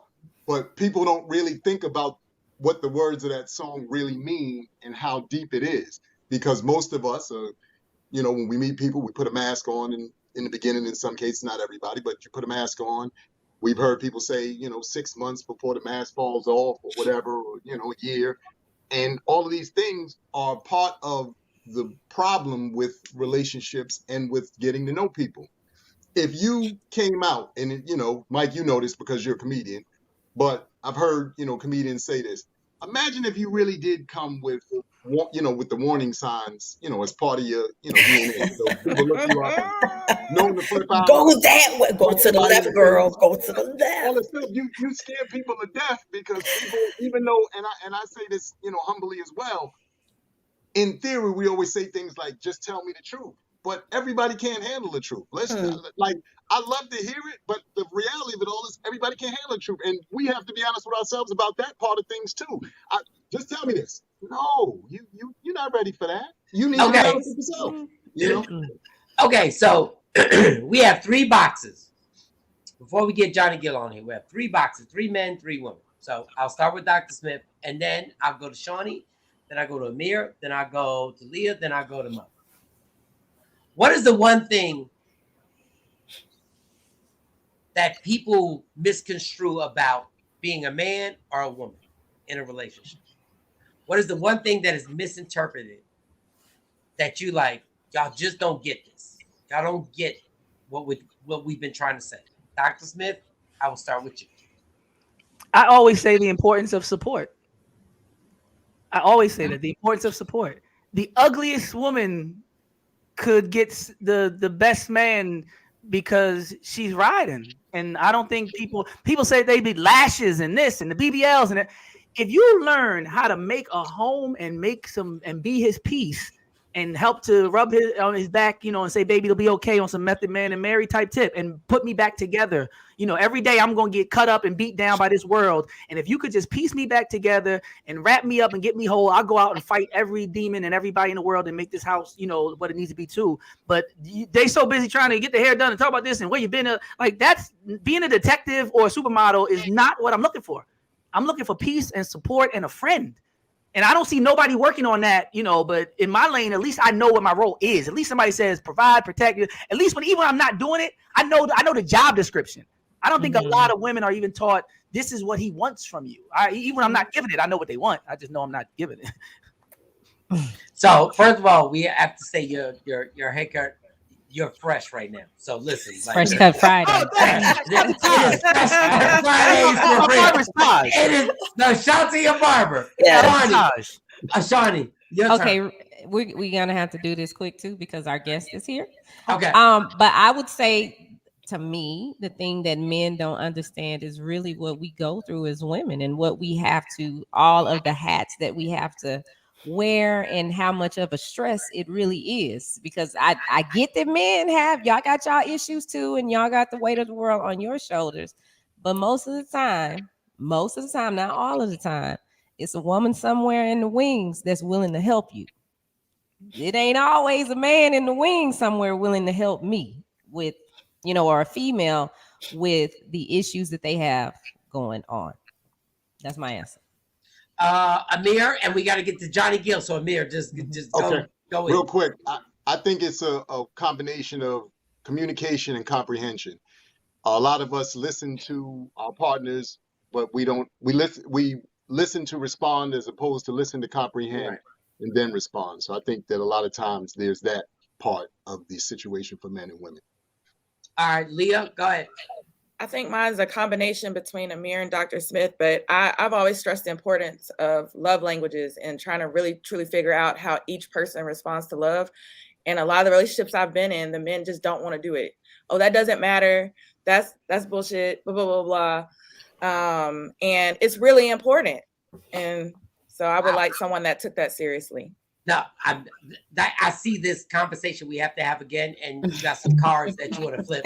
And we got Johnny Gill coming. Mo, I know. Go get him, Mo. Go. I just think that we should realize that as a man and a woman, we can be placed in the same situation, but have a very total different experience from it. And just making sure that we come back to the table and just respect the fact that my experience was different and your experience was different, and we both got something, but we both got something out of it. So I think that that's something that we miss. It's like, well, I did this, why you can't get over? We was in the same situation. I got over it. Why can't you? And I think that that's where it's a recipe for disaster a lot of times in relationships. And guys always forgive girls who can squirt. Amir, Amir. We got to bring Johnny Gill on here. Do we have enough room for Dr. Smith? No. We gonna watch. I could go. I'm gonna watch. I appreciate you guys. Blessings to you all. Everybody have a phenomenal weekend. Yes. Thank you, Amir. Thank you. It's nice to finally meet some of you in person. I know, like I said, I'll be in the chat like I always am. Have a great rest of y'all day. Salute Mike and Dr. Smith.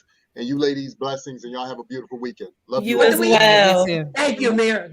We have room for Dr. Smith because I think Dr. Smith, Dr. Smith is old school. Like Dr. Smith, no. Yeah. Oh yes, no. I said I'm a fan, so I'm just watching. Like, Johnny Gill. Ladies and gentlemen, this is a big day. It's a Friday. Please bring Johnny Gill on. Bring Johnny Gill on here. Dr. Johnny Gill. I got one question. What's your question, Johnny? What did I just walk myself into? Johnny Gill. Like, honestly, every morning, like Johnny Gill, like, these are my friends. These are my friends for real. Like, this morning show is my friends for real. But you walked into some bullshit. Like, we walked in.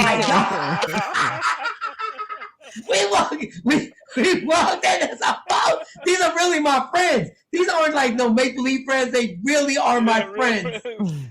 And the worst thing in the world is friends, because we say whatever. First of all, thank you, Johnny. You're back on the show. Thank you so much for coming back on here. My pleasure. And the guy who made this happen, Jay Black, has COVID, so Jay Black's not here. So we all praying that he's going to be okay, and he will be okay. He will be okay. He's watching. Absolutely. Yeah, and he's watching right now, and we love him to death. I'm not gonna give him too much love because then he'll be like, "Why didn't you say pause, Mike? Why didn't you say pause?" and I love him in real life. And I love him. And I love him in real life. Johnny, I watched The Unsung, right? Last night, right? I watched The Unsung. I went on YouTube and watched The Unsung. Okay, wait a minute, Mike. Johnny, can you turn your phone? Oh, can Which you way do you want it to turn? So you'll be full in the box. So turn it Pause. sideways? Yeah, Pause. there you go. Yeah, there you go. Yes. Look. Shawnee got excited. She said, Let's see here. How's that? So that's better. Yeah. No, that's perfect. Thank you, Shawnee. Thank you. When you do Unsung and they start asking you all these questions, how do you feel? Do you feel like, God damn, like, wait a second, I'm still here, God damn it. Why are we doing an Unsung? I'm Johnny Gill. Like, I'm relevant right now. Like, when you do the Unsung, do you tell everybody everything, or are you guarded when you're doing the Unsung? No, I told everything. I know. I did it because it was an opportunity, and you know, for many years, you sit around, you hear. I mean, in our business, this is what you have to. It comes with the territory. I mean, things that you hear, it's that everybody has an opinion, and people don't know your journey a lot of times, and that having an opportunity to actually sit down and talk about my journey. I mean, for the first time, it really it was powerful to me, and it really I mean, when I watched the piece, I mean, I might have seen it maybe 6 or 7 times, but still, there's a feeling that I get when I finish watching the Unsung, because for the first time, having an opportunity to hear it come from the horse's mouth. And I remember I've often said, when we're entertainers, everyone has their opinion of who they think you are. And once you've spoken, at least it's coming directly from the horse's mouth. It's written in stone and it can't be erased. So whatever else comes after that, so be it. But here's my story and here's who I am. And I was actually happy to have an opportunity to get a chance to talk to people and express and show them my journey and who I am. Now, there were like 3 things I wrote down when I'm watching the Unsung. And the first thing I wrote down was, your voice was so older than what you were from the minute you started singing. I was like, the industry treated this young man as if he was a grown man because of your voice. And I was like, that was kind of unfair. Like, because you're a kid, even with Stacey Lattisaw and everything like that, you're still a kid, but they treated you as a grown ass man. What was that like, being like, you're a kid, but when you grab the microphone, you're 35 years old? Well, nobody told me I was a kid because I wasn't doing kid things. That's my question, and that's what I'm saying. Yeah, that's what I'm saying.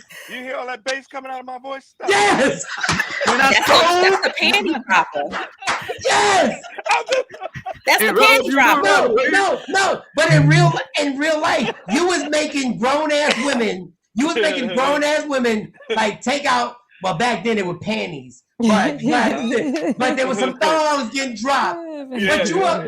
But at the end of the day, you are a young man. Yeah. That's being exposed to this. The label really didn't know what to do.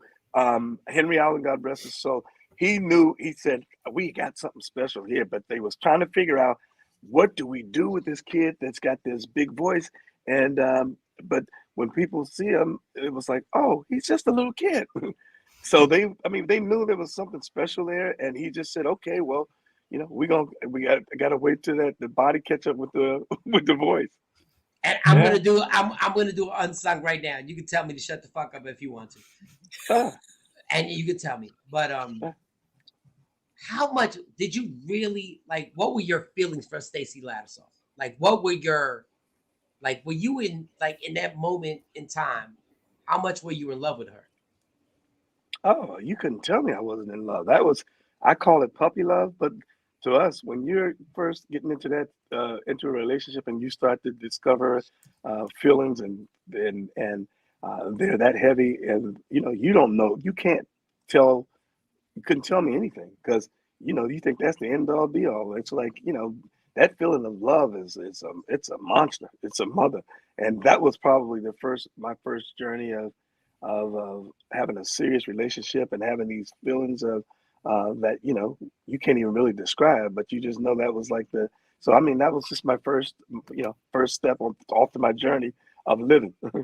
So then now you're in this moment. When did you realize that you could sing better than the rest of these motherfuckers that was around you? No. In real life, when did you realize, like, you're a young man and we're like, everybody's impressed and we realize that this kid is a kid. When did you realize, where were you? What performance were you? What award show were you at? Where you were like, I sing better than these motherfuckers, and they're not built for me. What moment? I never thought Johnny, that. I heard people saying that, but I never thought for 1 minute that. Johnny, you didn't know you were better than Peabo Bryson, motherfucker. You didn't know you like you knew. What Peabo do? What Peabo do to anybody, Mike? Ain't the Peabo. Johnny, you like there had to be a moment. Like Johnny, Luther is our everything. Luther is our everything. That was my everything. Road dog. That was my road dog. Yeah. But you had to know there was a moment where you were like, I may not be better than Luther, but I'm in that spectrum. Like I'm in that circle. Like I'm there. Like I know I can do this. Like there had to be a moment, Johnny.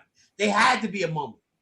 You got to remember, I come from church, and in church, there's 150 million Johnny Gills. I mean, shoot, I thought everybody could sing growing up in church. You don't even. It's not even a thought. You just think it's like, hey, it's.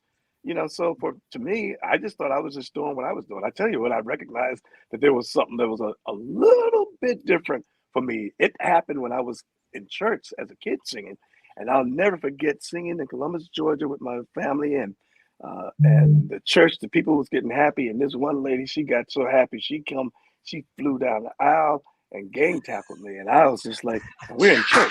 So I was like, in church. That's when you knew you were better than Peabo Bryson. You knew you were better than Peabo. Not Peabo again, right? Come on, man. Hey, when that dress flew up in the air, I was just like, man, this is nice. This is nice. I can get used to this. Hallelujah. Oh my God. All right. I always want to ask people who have an ability that's better than most of 90% of America. Is there a song that you ever sang that you were like, God damn, I sang the fuck out of this song? Like, is there a song that you were like, I performed, like your voice was like, this is my song. Like, this is a song that I could sing anywhere if anybody put it on me and was like, all right, Johnny, sing this song. There's several that I felt that way about. They weren't the ones that was just the most popular ones, but there are several songs. One was probably "There You Go," which I love still to this day to do live in concert, because whenever that song drops, that's when I shift gears in the show. And it starts to go from there, and then we get into some of the other things from the My Body's LSG, and but there's several of them. But There You Go probably would be the one. So I go to a New Edition. You just joined New Edition. My wife is a huge New Edition fan. Like it's crazy. Like Stacey's on some next level bullshit that I almost don't even like y'all. You know all the steps. Yeah, I almost don't even like y'all in real life. Like I'm like, when y'all come on, she'll be like, "Shut up, Mike. Shut up." And Stacey never gets groupied out on anything, right? Okay, so I go to a New Edition concert. I'm like, fuck it, I'm going. I want to rock. And you have joined the group. Uh-huh. And I'm like, Johnny Gill, this is not gonna fit. Like, this doesn't make any sense to me. I'm like I know Johnny Gill, and Johnny, don't say nothing. I'm not being disrespectful. I know Johnny Gill sings better than everybody on the damn group. I know, but I rock with New Edition. And then there's a point in the New Edition. I forget what tour it was, where you start the heartbreak. Mm-hmm. Yeah, any heartbreak tour. Yeah. And all of a sudden, you take over. Yeah. And listen, man, like, don't take this no wrong way. I was like, God damn, this motherfucker is the truth for real. Oh, with like, Boyz II Men when he sings and, Boyz II Men. and you go in, and I realize, and I love Boyz II Men. I love Boyz II Men. But I realized the best vocalist on this goddamn tour is singing right now, and you literally, it felt like 10 minutes. Yeah.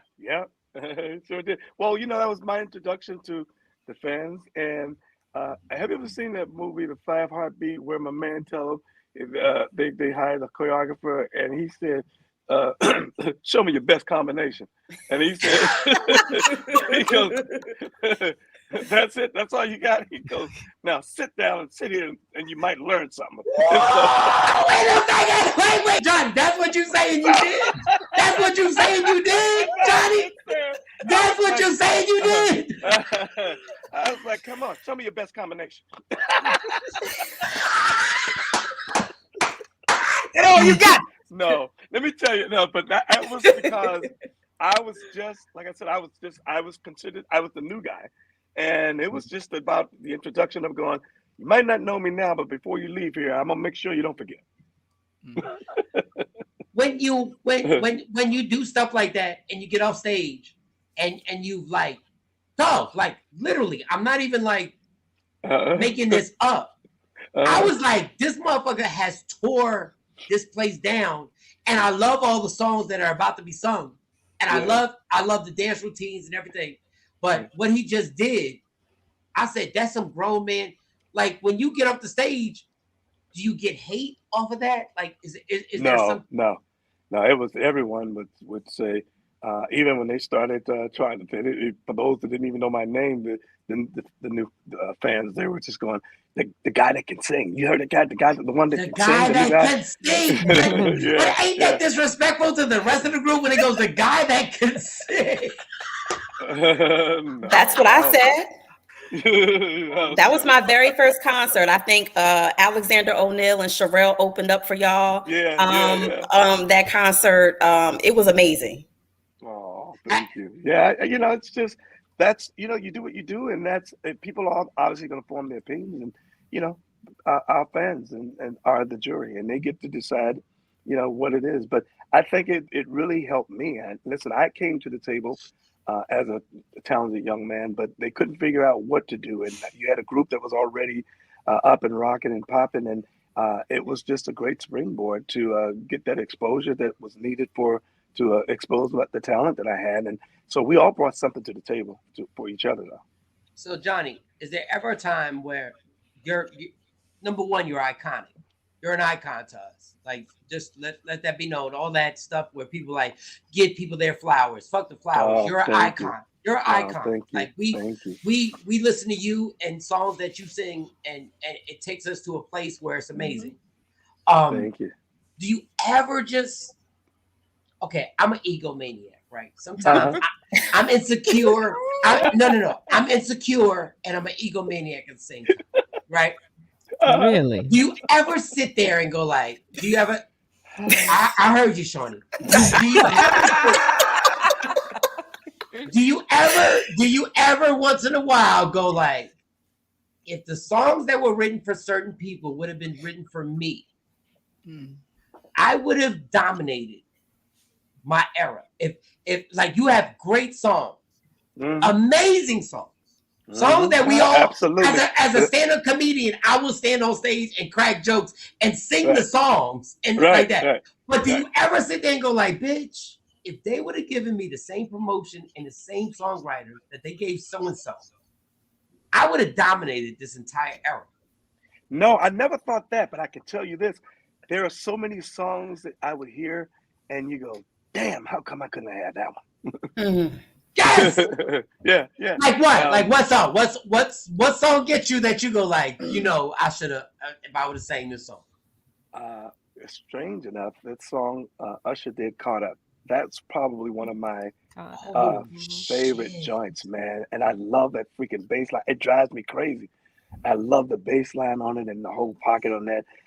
But shoot, there's so many that I think back when I hear them, I go, damn, I wish I'd had that one. Wow, Caught Up. Yeah. I wouldn't even thought that you would have thought about Caught Up, but yeah, Caught Up. Is there a moment in time where you were like, there was a song that I wrote that nobody took, that the label wouldn't let you do? Like, was there a song that you wanted that they just that we'll never hear about ever again? No, I've always been in control since I started with recording, where songs that I was fond of, that I loved, and they would always make the album. So I never had that battle where I've heard a lot of artists have battles with record labels about. Now we did have issues about what song was going to go first as a single. I've had those kind of issues, but I've always had to pick the songs and that chose the songs. The songs that I chose would always make the album. Never had that issue. And you want to know why? Want to know why? Why? Because I never made a bad song. Well. Johnny want to play. Johnny want to play on Friday. Johnny, I ain't never made a goddamn bad song. I think you could sing about bubblegum, chewing bubblegum, and it would be a hit. All right. So since it's Friday, we have Johnny Gill, the icon, on here. Since we gonna play today. We gonna play. Johnny, you're not gonna be able to tell us what the wildest thing is. But was there ever a situation where you were around celebrities where you're like, I can't believe I'm witnessing this shit right now? Yeah. Hell yeah. I don't want the names unless you want to tell us the names. But can you give us, without saying the names, what you were witnessing that you were like, what the fuck is going on? Oh man, you want me to go that deep? Go deep. Go, Johnny, go. Let me see, how can I put this? There was I was with this friend, and we were all hanging out with some other friends. And as they started drinking and we was all getting plastered, we watched two of our friends just right in the middle of everything start rocking. And then they was just like, yo, they was so hot for each other. They was just like, yo, we don't care who watching. We was just like this. And it goes down. And it went on. And then I'm sitting there, we watching them, and I started feeling a little insecure. I'm just like, damn.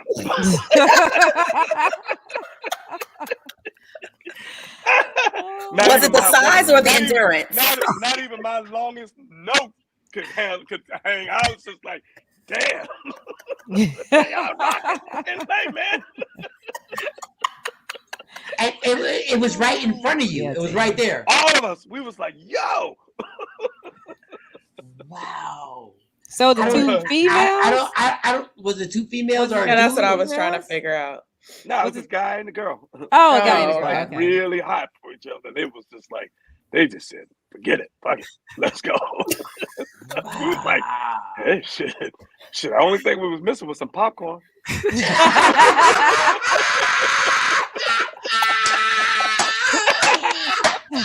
Anybody got any snacks?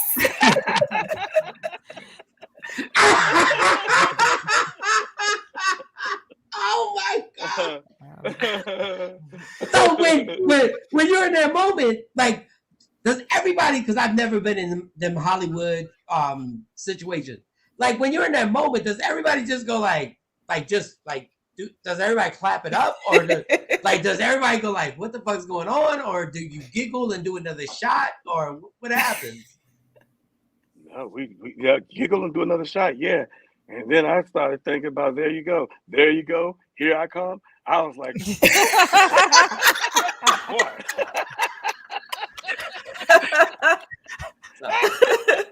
Oh my God. So we now fuck it. We're here now. She probably said, "But can you stand the rain?" Dog. When you literally are in moments like that, how wild is the road when you're at your apex? When you're like, all right, let's be real. Is Bobby Brown as wild as we thought he was, or was Bobby Brown overestimated and y'all were wilding out? Sometimes I feel like Bobby Brown caught a whole lot of pressure, and y'all was still wilding too. Oh, we was all wilding. Are you kidding me? But Bob was just, you know how some know how to pull back at times. You be like, hey, okay, slow down, nigga. Bob was just respecting. He didn't know there was only one gear, and he would go hard, and that was like, hey. Wait, hold on. Did you say hey? Yeah.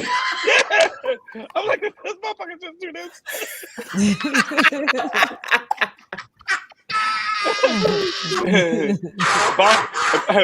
Bob was always notorious for getting himself in trouble, and then you go, hey, Bob, you can't do that. And then he'll go, what?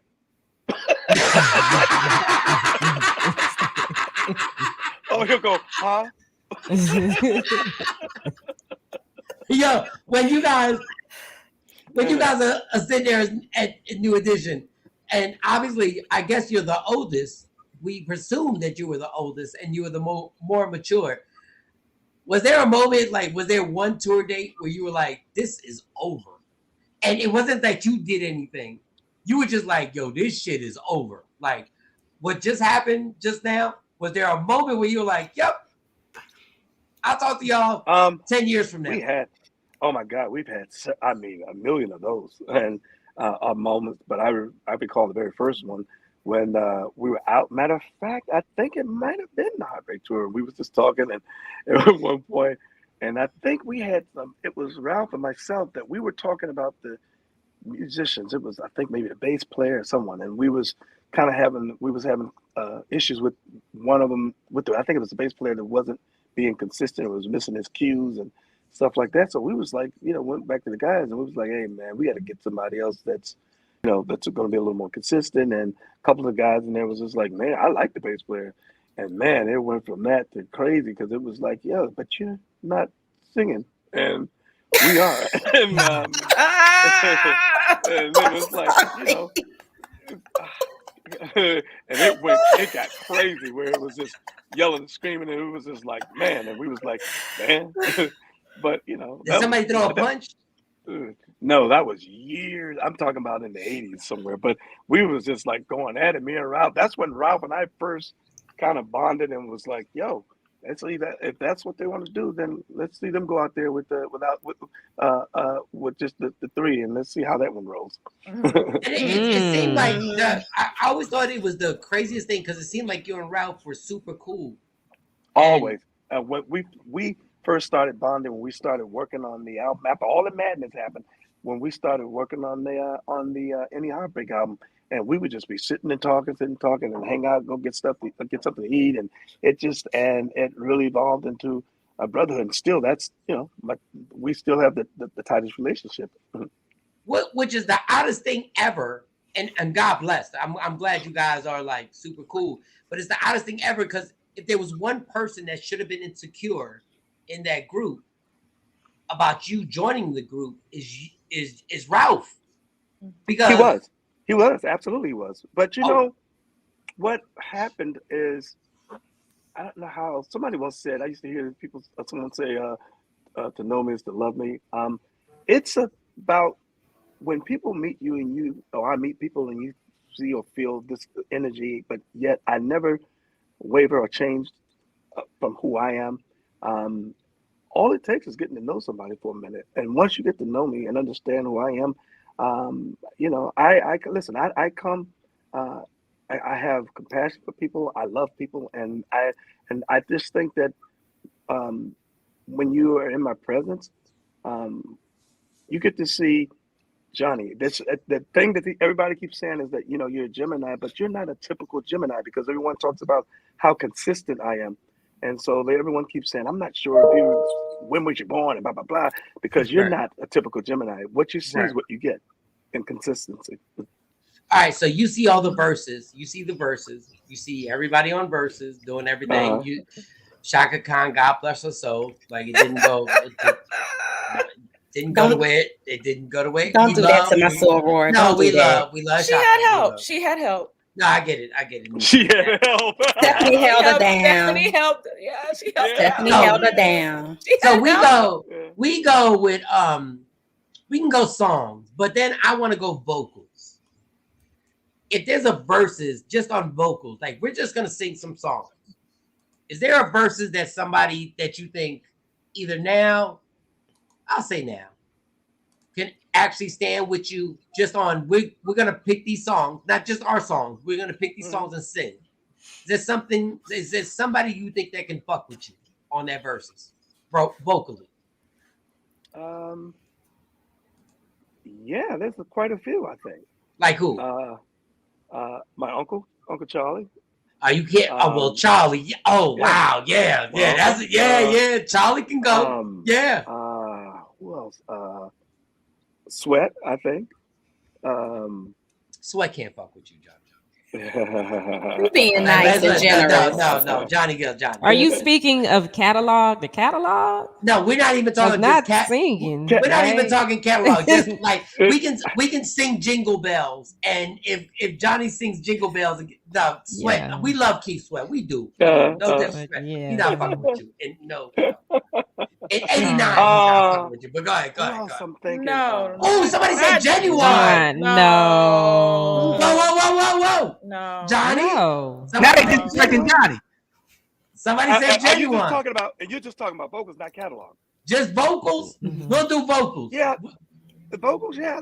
I would say Genuine. I said Anthony Hamilton. Okay. Oh, okay. wow. Anthony Hamilton. Okay. I would say Joe. Joe. No.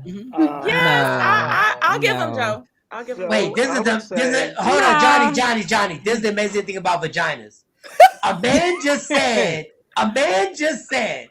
that Joe can actually hang with me, and the lady said no. I said no. I said no. I said no. But he just told you. Like, why don't y'all listen to men ever? Go ahead, Johnny. Anybody else?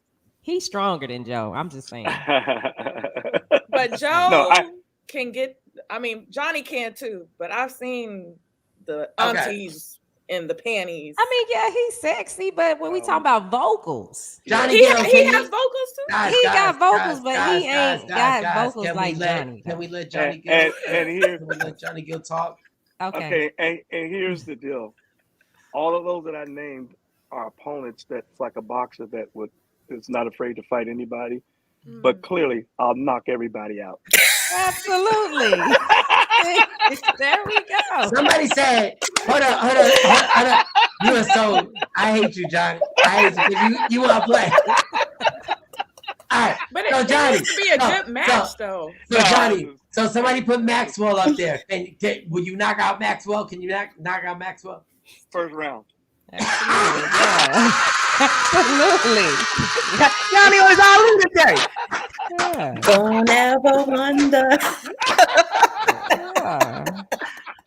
He said, "Don't even wonder, Mike." Yeah. All right. Is there anybody you worried about? Like, okay, we can go in any era.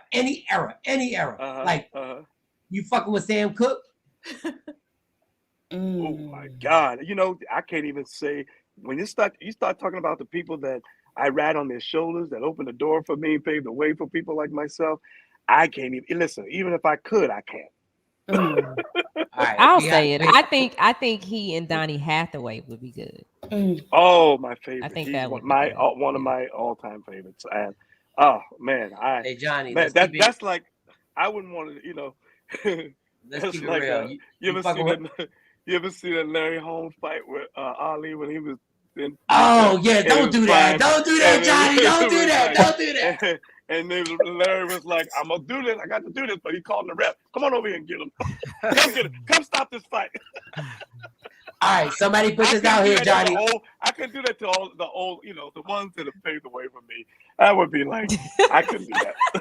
All right, Johnny. You fucking with R. Kelly? R. Kelly? Oh, I forgot about him.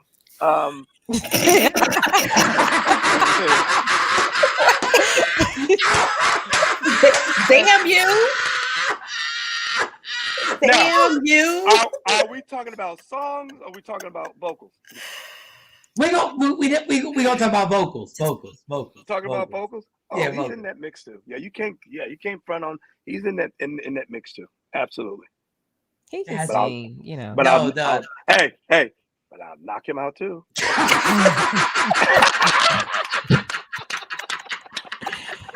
Somebody call Swiss.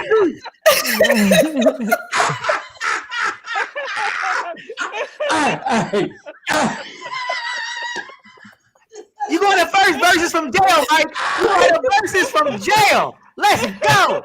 All right.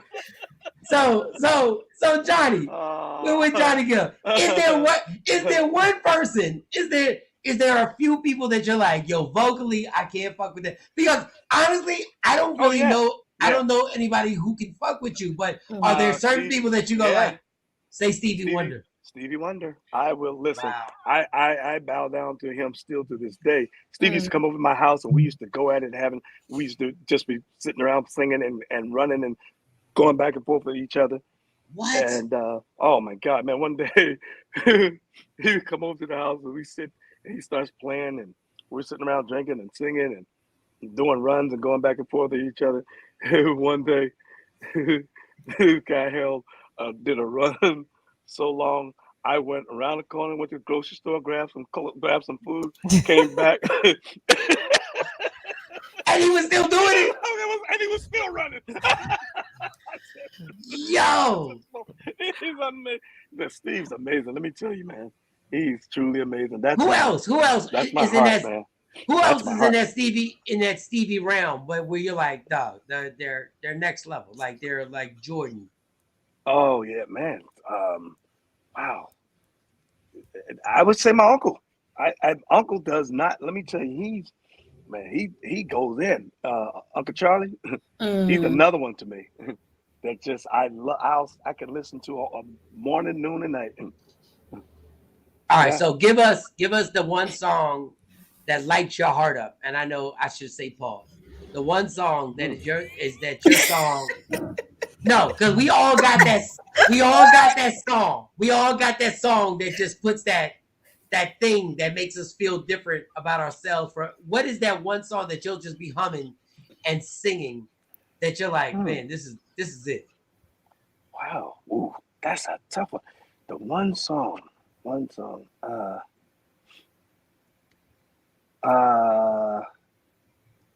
Is it my song or just any song? It could be any song. It doesn't matter. I want to hear it, dog. I'm groupied out right now. I'm a fanboy right now. I just want to hear it. That's a good one. That's a tough one too. Wow.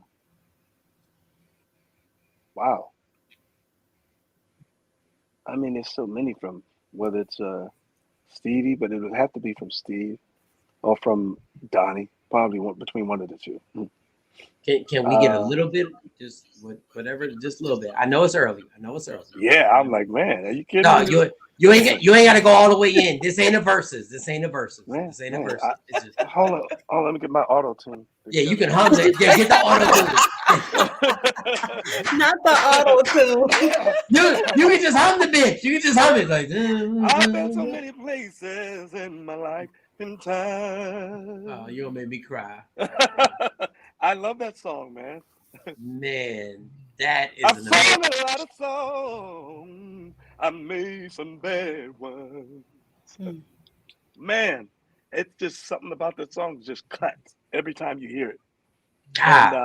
And then to hear the story behind about Donnie and what he was going through when he was making these records, and it's like I don't know. I've often said that if I had to go through that, because you can hear from every phrase to every note, you can feel what he was feeling, and it's like I'd rather not have and be successful. If it took that to write a song and go through what he's got, what the some writers go through to be able to do that, I don't know, man. I wrote a song called "Take Me, I'm Yours" that was on the Let's Get the Mood Right album, and that was the first song that I wrote from the beginning to the end. And it took me almost about 3 weeks to write that song, and Terry Lewis made me sit and write what was going on because I was going through a relationship, a breakup, and man, it felt like I was going through. I went 15 rounds, and I'll never forget. After I finished writing that song, I said, "If this is what it's like and what you have to go through to write a song, good song," I said, "I'll pass." No, I've never listened to that song and not cried. I've never heard I've never like that and I don't even know, like, you're right, like what you put yourself through to expose yourself and expose everything that you're going through, it's got to be like torturous. I've hogged up the interview, so I'm going to give Shawnee, Leah, and Mo and Dr. Smith a question. Shawnee, go ahead. Hey, Johnny, it's good to see you again. All right. So you got the tour coming up, right? Yeah. With the guys, and we can't wait to see you. But I do have a question because I know Belle Biv DeVoe is doing dates on their own as well. Are you gonna do dates solo as well, or are you just gonna focus on the culture tour with the whole group? This focuses on the culture tour with the whole group. Even Belle Biv DeVoe, everybody pulled down their dates. I had dates, they had dates, Uncle Charlie had dates. Everybody pulled down the majority of their dates. There were some dates that maybe one or two that we couldn't get out of that were too far gone, but for the most part, everybody pulled down their dates and just gonna reschedule. Okay. So I will too as well. Go ahead, Leah. I have my tickets. We were ready, so all the aunties will be there in full effect. Y'all not all aunties. Y'all not all aunties. Yes, we are. Yes, we are. Yes, we are. Yeah, auntie. My question is, because you were talking about earlier about all the dance moves and stuff, and you know how people try to throw shade when you go to the concerts. It's like, oh, they don't move like they used to. What's the workout regimen like, or do you get exhausted on stage? Honestly, what is that like? I'm always curious. There's a difference between when we're performing solo versus dealing with the group. When we're dealing with the group, we actually have to go. We go into rehearsals, and you build that stamina through rehearsals. So by showtime, we're floating through it. But still, there are nights when you just don't feel like you got it, or you just you got to push through it. But for the most part, once you kind of get that build that stamina, we rock through it. We get through it and still can do it at a high level. Tell him, Johnny. Give me like 1 week. We back in the building. I'm doing these spins. I got this. Mo, what? Go ahead, Mo. What's your question? So you were a tall, and I didn't realize you were that tall. I know you were like 6'2", 6 foot. But you 6'2", right? No, I'm 5'9". I heard you were 6'2". Who the fuck was you talking to, R. Kelly? That's when I start singing. That's what I said. He I'm grew. like 6'2". I am 6'10" when I start singing. They call it voice agra, Mike. It's voice agra. You start singing and voice agra. I be trying to tell these hoes, once I start telling jokes, I'm literally 6'7". Once I start telling jokes. But go ahead, Mo. Go ahead. Go. You got the new tour that's coming up, and you're no stranger to the catch a mitt on stage, because I know you get a lot thrown at you. How do you pre-game to withstand like the tour cooch that gets thrown at you? Shoot, that's the name of the game, is to catch as many as you can. Like the gingerbread man? Right there. Whoever's got the most is the winner. That's why they call it tour dates. Tour dates. Oh, okay. Every stop. That's why if it is in love, That's why I fuck so hard. No, I'm like, go ahead. But you're one of the artists that I mean, your longevity in the game.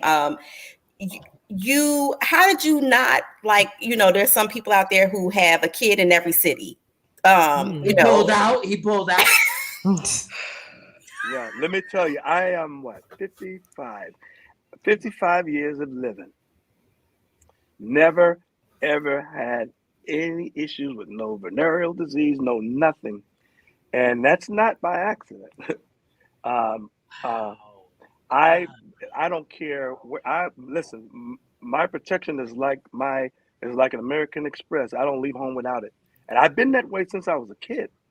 Been that way since I was a kid. I'm like, hey, I just never. I was just taught that you can get caught up, and if you get caught up, not only can you get caught up by having kids, but there's some things you can pick up that you might not be able to get rid of. And I was always concerned and afraid about that, but I just did what I was taught to do, and that was, as what the referee tell you, keep your guards up at all times. So Johnny, I never even thought to ask you this. Like, you don't have any kids? I have one. Yeah. Oh, you have one, a boy or a girl? Boy, he'll be 16 March 9th. Yeah. Oh, yeah. God bless. Wow. Yeah. But that's a long time of dodging a bullet. Like, you did good. Yo, Johnny, you did amazing, Johnny. Like, Johnny, what you did. Fuck all that vocal stuff. Fuck all the vocal. What you did was amazing. You're in the Hall of Fame right now. You got one. One. And let me tell you, now all the other ones that claimed I was their daddy. You ain't the pappy. I ain't the pappy. Johnny, I hate you. Dr. Smith, Dr. Smith, They karaoke talking about on a perfect day. That's my daddy. That's my daddy. And when they come up to me talking about you're my daddy. I'm like, who your mama? She was my daddy. Did you ask for pictures? No, I ain't hit that. I ain't hit that. He's the funniest. Dr. Smith, what's your question, Dr. Well, I actually, it's funny because I had to start working at 9:30, but then I realized my boss was black, and I said my boss is going to understand that Johnny Gill was on, and I said I'm good for another few minutes. But I want to introduce a theory that I've never heard, but I've thought about to myself. I said if I ever had a chance to talk to the brother, I was going to share this. And you mentioned the maturity aspect, Mike. And I was thinking about all the groups that broke up, especially when it was transitions, right? A lot of people didn't do that Destiny's Child rebound, right? A lot of groups, that was it, right? And people never give due credit for Johnny's humility and maturity. And I always say he saved the group. And people always talk about, what kind of changes, what kind of change.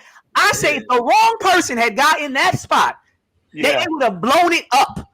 It took an exceptional level of decorum and maturity to be the glue to a group that could have easily otherwise went the way of so many other groups. And I just want to introduce that to people to really look at the evolution of the group differently, where it's like Johnny wasn't lucky to be in New Edition. He didn't just add to New Edition. If it was anybody else but Johnny Gill, I don't think we would have had any more New Edition. So I just want to thank you, for saving the group and playing Johnny Gill, John. If they would have put Tyrese in the group, they'd all be in jail. They all be in jail. Everybody would be in jail for life. It's funny, you said the key word. He said security. If you ever notice, when you look at the group, and if you look even over the years, I'm always standing when everybody was fighting to get in the front. I was always standing in the middle or in the back. Yeah. And what happened for me was when I joined the group, I also had a record deal and still had an obligation to the record label as a solo artist. And I never felt like, look at me, I need you to see me. I always felt like this was a great balance for me for life. And what it teaches you is not only just as a solo artist, but working with other people to understand how to work with others. And what it did for me, I was so secure knowing that when it was time, I had my opportunity to be able to go out and I was going to record as a solo artist and still be able to express myself artistically. And that's what was most important. Most of the time when you put people in groups, everybody has their own idea. At some point you start growing and going to different lanes, and you want to do different things. And so what happens is people start to get frustrated because they all want to be able to express themselves. And I think that's what has kept this group to some degree together, where we're we're brothers, and we go at it like cats and dogs. And the next thing you know, you look and you go, well, wait a minute, I thought y'all was just fighting. That's what we've been that way for 100 years. But at the end of the day, if you ever notice, you'll see how we all still come back together. I don't care what happens at what point, but you'll see us come back together, and we come back because this is a real family. This is real brothers, and it's not just a working thing for us. So, Johnny, go ahead. I'm sorry. Go ahead. Continue. Yeah. So I'm really hoping that the other groups, like we got Jodeci on the deal that's coming with us, and it's all the originals. Right. I think that we want to. Please don't let Bobby and Jodeci get in the same room, please. That's all I'm saying. Just don't, like, please. Like, I know Bobby's mature, please. Keep them the fuck away from each other, please. Please. You know I'm not lying. I'm not being mean. I'm not being mean. Just please. Don't let Actually, I tell you, Bobby's been doing really good though. He's been doing really good. Even KC, he's been, he's really, pulled it together and I know they're recovering so much. Yeah. So it's gonna be really. I'm excited to see them. I'm excited to see my uncle. Hell, I'm excited to see us. So I think that we're just getting ready to do something that I think it's going to be powerful, and I think for 2022 to kick off, 2022. I mean, what better way? So how have rehearsals been for you guys? Like, how long did y'all have to prep for this tour that you got starting? Well, we actually start next week. I tell you what's happened, and Doc said it's so crazy that he hit on this. The one thing that I initiate with these guys is, when you know better, you have to do better. And we look back at the things that have caused us issues, caused us problems. You got to go back and look at those things and reflect. And so what I did, I'll never forget, even us coming back together to just sit down and talk, even before there was ever a tour. It was about us understanding that we're family and understanding that if we never step on stage ever again in life, that we've worked and we've done too much and have made a contribution to the industry, all of us collectively, and that that's something that can't be erased, and that we all have kids, and our kids, it's important for them to know their uncles. It's important for us to all know every kid, the names of all our kids, and we sat down and we talked about what was our biggest problem and what is most people's biggest problems. And you know what it is that we all have in common? Communication. Communication. Mm-hmm. And so I tried to explain to them, as well as I do now, all my friends, people want to be heard. Whether it's crazy, it's the craziest thing on the planet, whether you agree to disagree, but that's their view and that's their opinion. People want to be heard. And when we find that we disagree with people, we cut people off, not allow them to speak because we think what they're saying is absurd. And then it's like people feel like you're dismissing them, their voice and their opinions. And that's why when you look at the court, it's the way it's designed, a person get to tell their story. Right. And then you get to tell yours next. So it keeps things in a place where people can feel like, that arguments only start and people start screaming and yelling when they want to be heard. So exactly. I keep reminding everyone when we get talked about. I mean, we've had things where we agreed to disagree with. We was on the phone for about 4 or 5 hours last night, and we have things that we might agree to disagree with, but we listen. It's about listening, letting everybody have a voice and be heard. And then you go, okay, the $100 million question is, what do we think is best for the group? How are we going to do this it's going to be best for the group, not us just individually? Right. And it has really put us in a very good space and elevated us in a sense of what we're doing with our business that we've never, ever done before, which has been a blessing. And I think the funny thing is the older everybody gets, the more there's certain disputes that don't seem as big as they used to be. Because everybody's really just like, we're blessed to do this tour and to really make this money doing what God blessed us to do. Like, in our morning show, we have no communication. Like 10 years from now, we're going to communicate with each other and we're going to be like, we hate each other. I'm going to be behind the scenes and I'm going to be like, Mike never let me talk. Like he really controlled my mic. And I didn't because I was the best vocalist. Because I He David Ruffin. He's the David Ruffin of the bunch. Y'all got a question? Mike never followed the schedule. Never, ever followed the schedule. Ever. Johnny Gill. And I will speak for everybody on these squares. The amazing kindness that you've shown to literally be on this show with us, the way you've done 2 times. And to share the stuff. I can't tell you. I'm stunned. And we thank you. We thank you for real. Thank you. To have this conversation with you and to literally take time out. Man, Johnny Gill, thank you so much. My fiance would have loved to be on here, but I'm not going to have her be all thirsty and vagina getting all drippy. I wasn't doing it. I wasn't doing it. I wasn't doing it. You're that one guy we always see in the audience to be doing like this. Yeah, exactly. That was me. That was me. I'm like, I love you, Johnny, but at some point I said, fuck him. At some point I was like, yeah, whatever. Johnny. But then when they by themselves, they be singing a song though, Mike. Yeah, and then and you're like, this is a concert. They get home, goes on, but I need somebody. I was in the bathroom getting ready. Just my. Like, I hate this son of a bitch. I hate him. But in all realness, Johnny, thank you so much. And I would love, one day I'm going to get you to a comedy show and I'm going to make you laugh. I would love that. I would love that. Johnny is really nice because I'm going to tell a Johnny story. And I'm pretty sure he remembers this. You know what I'm about to tell? No. Okay, so I met Johnny and Tyler. He came down to do a show. And it kind of went sideways. So I got to see 2 sides of Johnny Gill.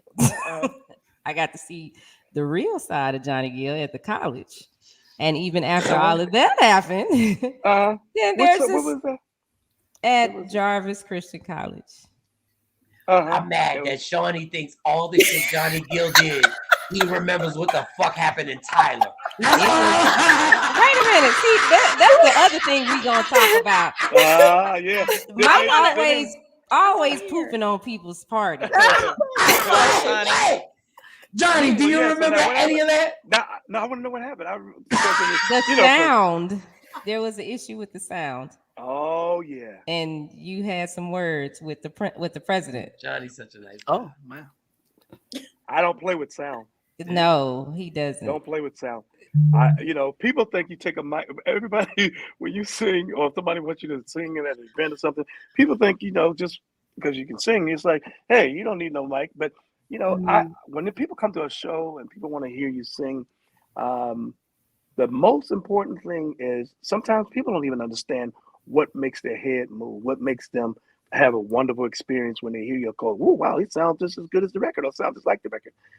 That comes from having good sound people, making sure that everything's balanced and from a vocal standpoint to music standpoint so that they can have a great experience. And when that's not happening, I feel like I'm cheating people. I feel like I'm not doing my job. And so I don't play. And sound people sometimes, they have this habit of when everything feels right, they start keep turning and twisting knobs and trying to adjust things just because it makes them feel like they're working. And so I always tell a sound guy, when I tell you it's okay, everything is good, it's balanced, everything is good, please do not touch the board. And some of them will just, can't help themselves. Johnny, do you have 5 more minutes? Yeah. Okay, because I can't, because Leah, she's the middle square. She has the glasses on. Leah, okay. So Leah is really into these card readings, right? And Leah is the most professional person I know. She's like Miss Lawyer and everything like that. But she got giddy because you were gonna be here. She's like, yeah, but Mike, I got these cards. And I can flip the card. Do you think Johnny will give me his birthday? And I don't need his birthday. Remember, it's bootleg. Oh, okay. Whatever it is, she wants to flip these cards, and she wants to tell He wants to tell what's going to happen in your future. They're now, not future cards. Oh, whatever it is, I'm telling everybody watching right now. This show has no responsibility on what she's flipping. Like, I don't even believe that this shit is real. No, This is- Shawnee but had yeah, my back. What? Mike, remember when I flipped for you, Mike, and you came back and said, "You know what, Leah, that was a little spot on." That was a little, but I said a little spot on, Johnny. I said a little. That kind of, I went to Waffle House. Okay, so you were right. I went to Waffle House. My bad. My uterus been jumping ever since she did my reading. I don't know. What? Let me go before I get fired, Mike. I'm gonna be watching on the low. You know, I'm gonna pretend I'm working. Shout out to all y'all. Thanks, Johnny Gill. One last comment, Mike. I gotta thank Johnny Gill because Teddy was telling the woman to turn off the lights and he was abrasive. He was turn them off, right? But Johnny was able to tell the woman what dress to wear, what shoes to wear, and what perfume to wear because he said it the right way. Much love to y'all, man. Shouts out. Shout out to Dr. Smith on the low. Johnny, you just be dominating. But okay, listen. All right, Leah. What do you need anything, or you don't need any information? I already pulled. Thank you, Mike.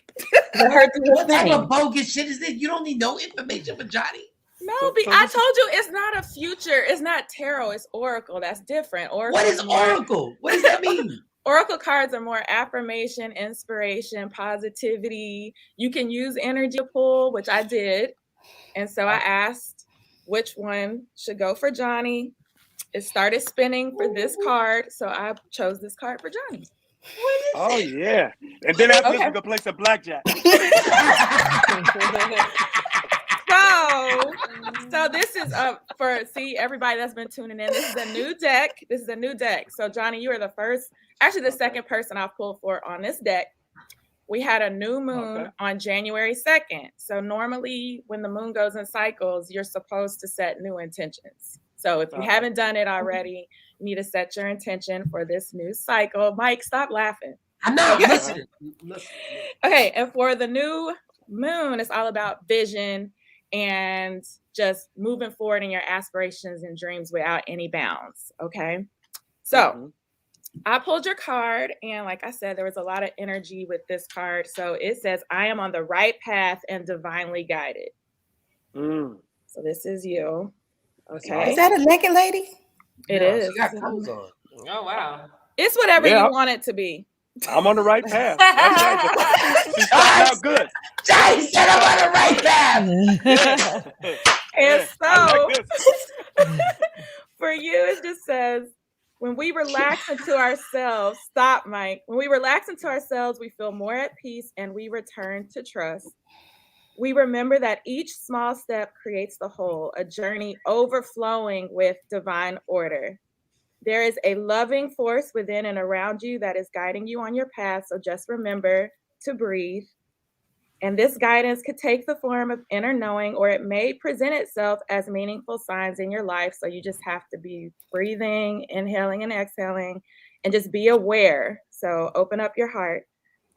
And you may also look to whatever you call on, your source, God, the universe, or your spirit guide. So always ask them for support to lead you in the right direction. And it's going to come if you open up to it. You'll feel calm, encouraging. You may hear a lovingly voice, and it will free you from any anxiety, force, or fear. So walk your path, know that you're divinely guided, and acknowledge the signs. But you have to be willing to listen and be aware of the signs. Most people walk like this. So open up yourself, ask your ancestors if you have any questions or need clarity. But it says that whatever you're doing or what you may be questioning, you're on the right path. So keep going. Does he get to knock her down too? No. I was if it's a her, I don't know. Remember, it's whatever. That comes with the territory, baby. What is all this for? Without it? What is all this for if you're not gonna bend over? What are we talking about? Oh, she said clarity. Make sure the lights is on. Oh my God! I wish I was part of New Edition. I wish I was. I just want to be on tour with these cats. Be reading cards for all y'all. Oh shit! I love it. See, that's positive, and I love that. That's what I'm talking about. Oh, Johnny, don't give a damn. All right, Johnny, we're gonna let you go. We're gonna let you go. Yeah. So I figured probably. So, Oh my as soon as I God, get John. off this phone, there's gonna be a naked lady waiting in the room. Yeah. All right. And remember, keep the lights on so you can see. You gotta keep the lights Yes, on so you The can see. clarity. Oh, You got to get the I clarity. like the lights on. I like the lights on. Teddy said turn them Oh. off. I like them on. Yo, Johnny, what is the liquor that you drink when you about to get it when you about to turn up? What's your liquor? Jack Daniels.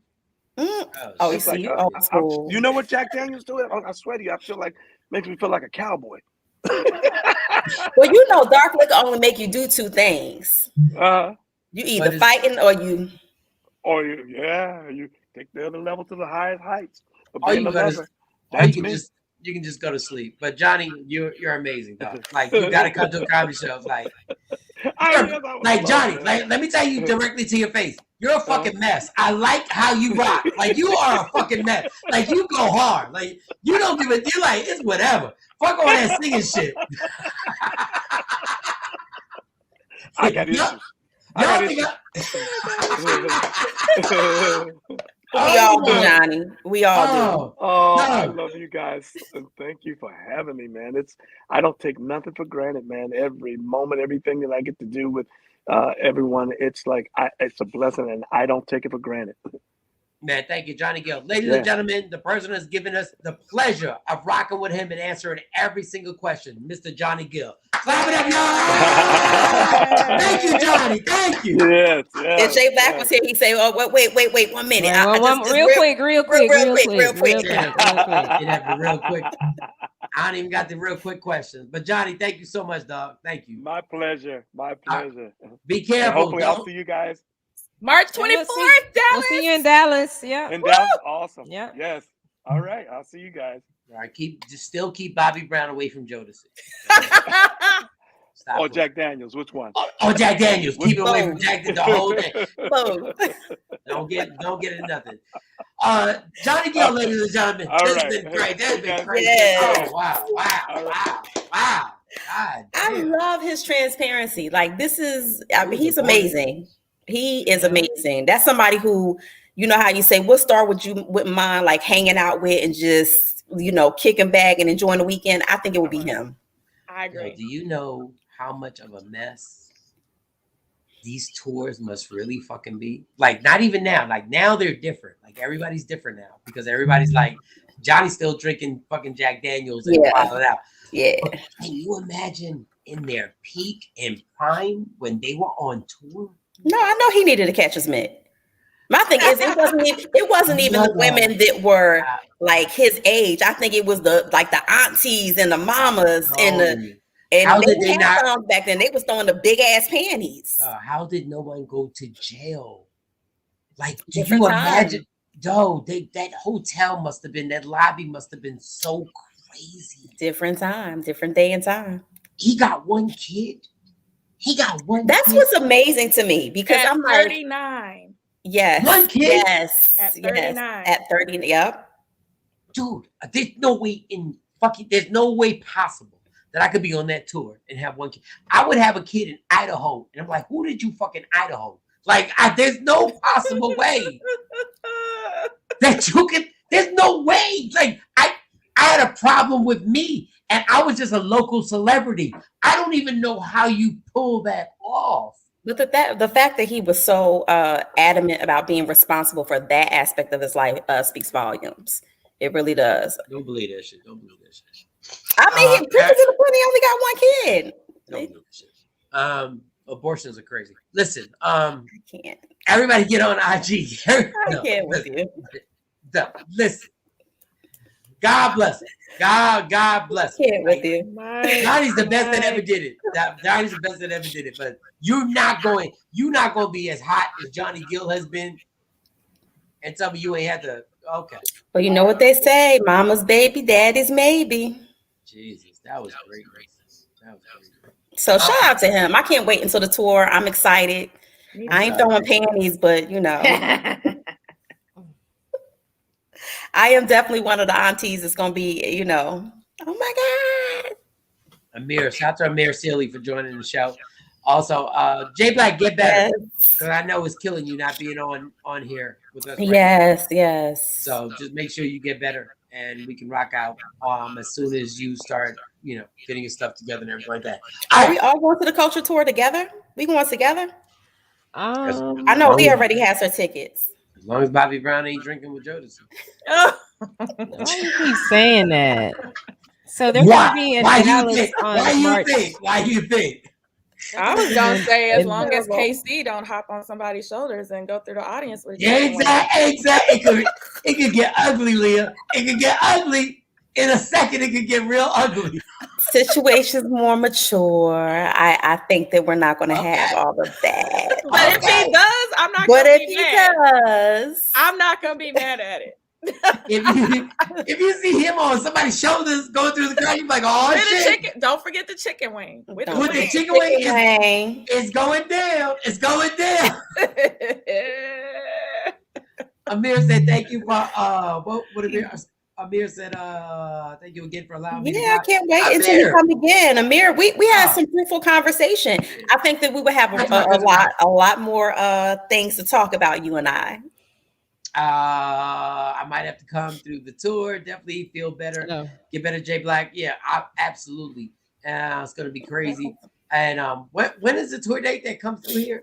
I think March 24th for Dallas. Yep. My birthday month. We ready? They need the website for your comedy show on the 13th. Oh, improv tx.com/Arlington. Improv, the letters TX /Arlington. And or you can call 817-635-5555, 817-635-5555. The Farewell for Now comedy show. I'll be there. Just for a little bit. Yeah. And shout out to Don Page. No, we're gonna be good. We got bigger things that are gonna happen. And, I know, but I already told you I don't like it, but I'll be there.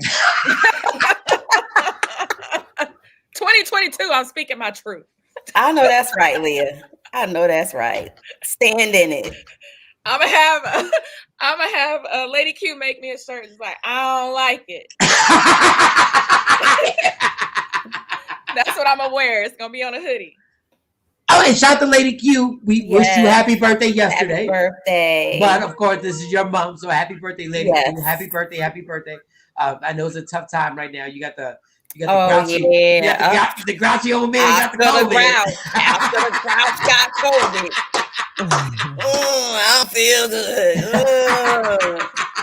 Can you bring me some more time? And wait a minute. He's directing me. Jay sending me instructions while we on. Of course he is. Jay is control free. What was his control free? What was COVID's instructions? What did COVID say? We talk about the tour. Fuck the tour.